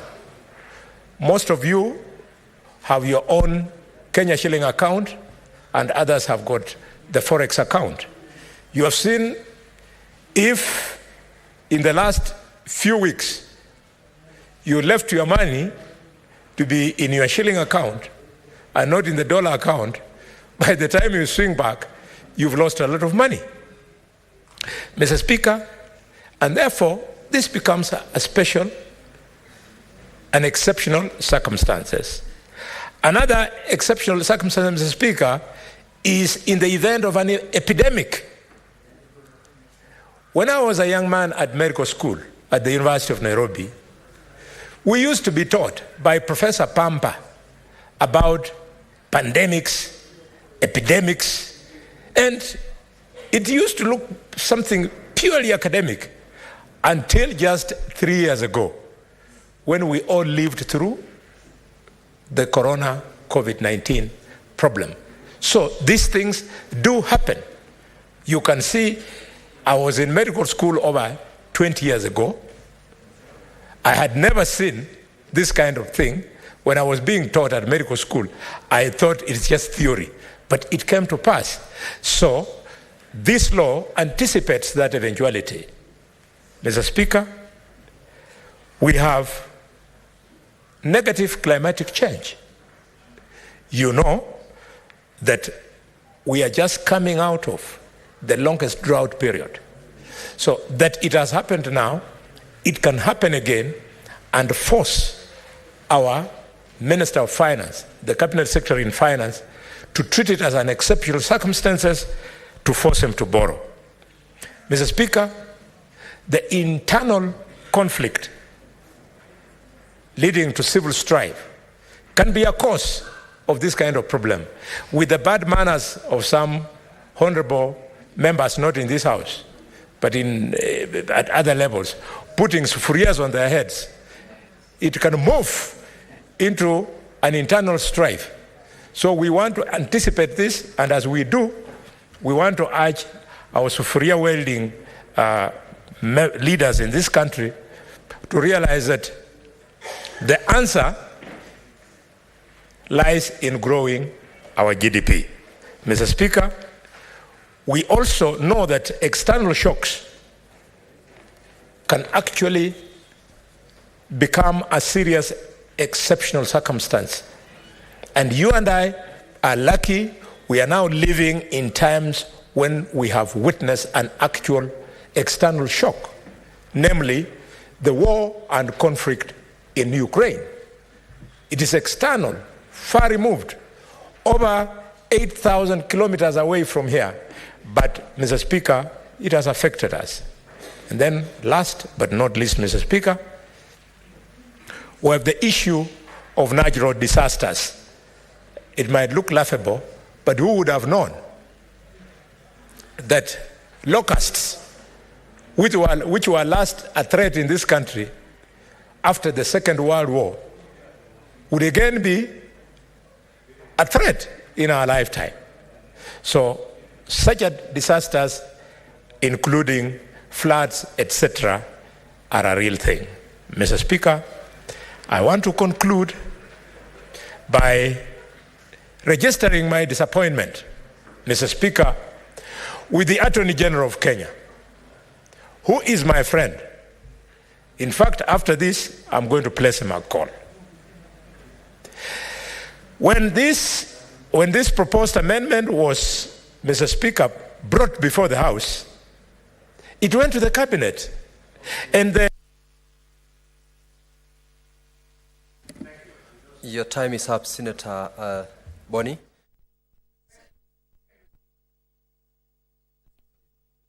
The public stadium that you made reference to in Bomet has been condemned and fit for completion by the Minister of Sports after having swallowed millions of shillings and having been there for the last 7 years. Senator Mwinyi Haji Mohamed Faki.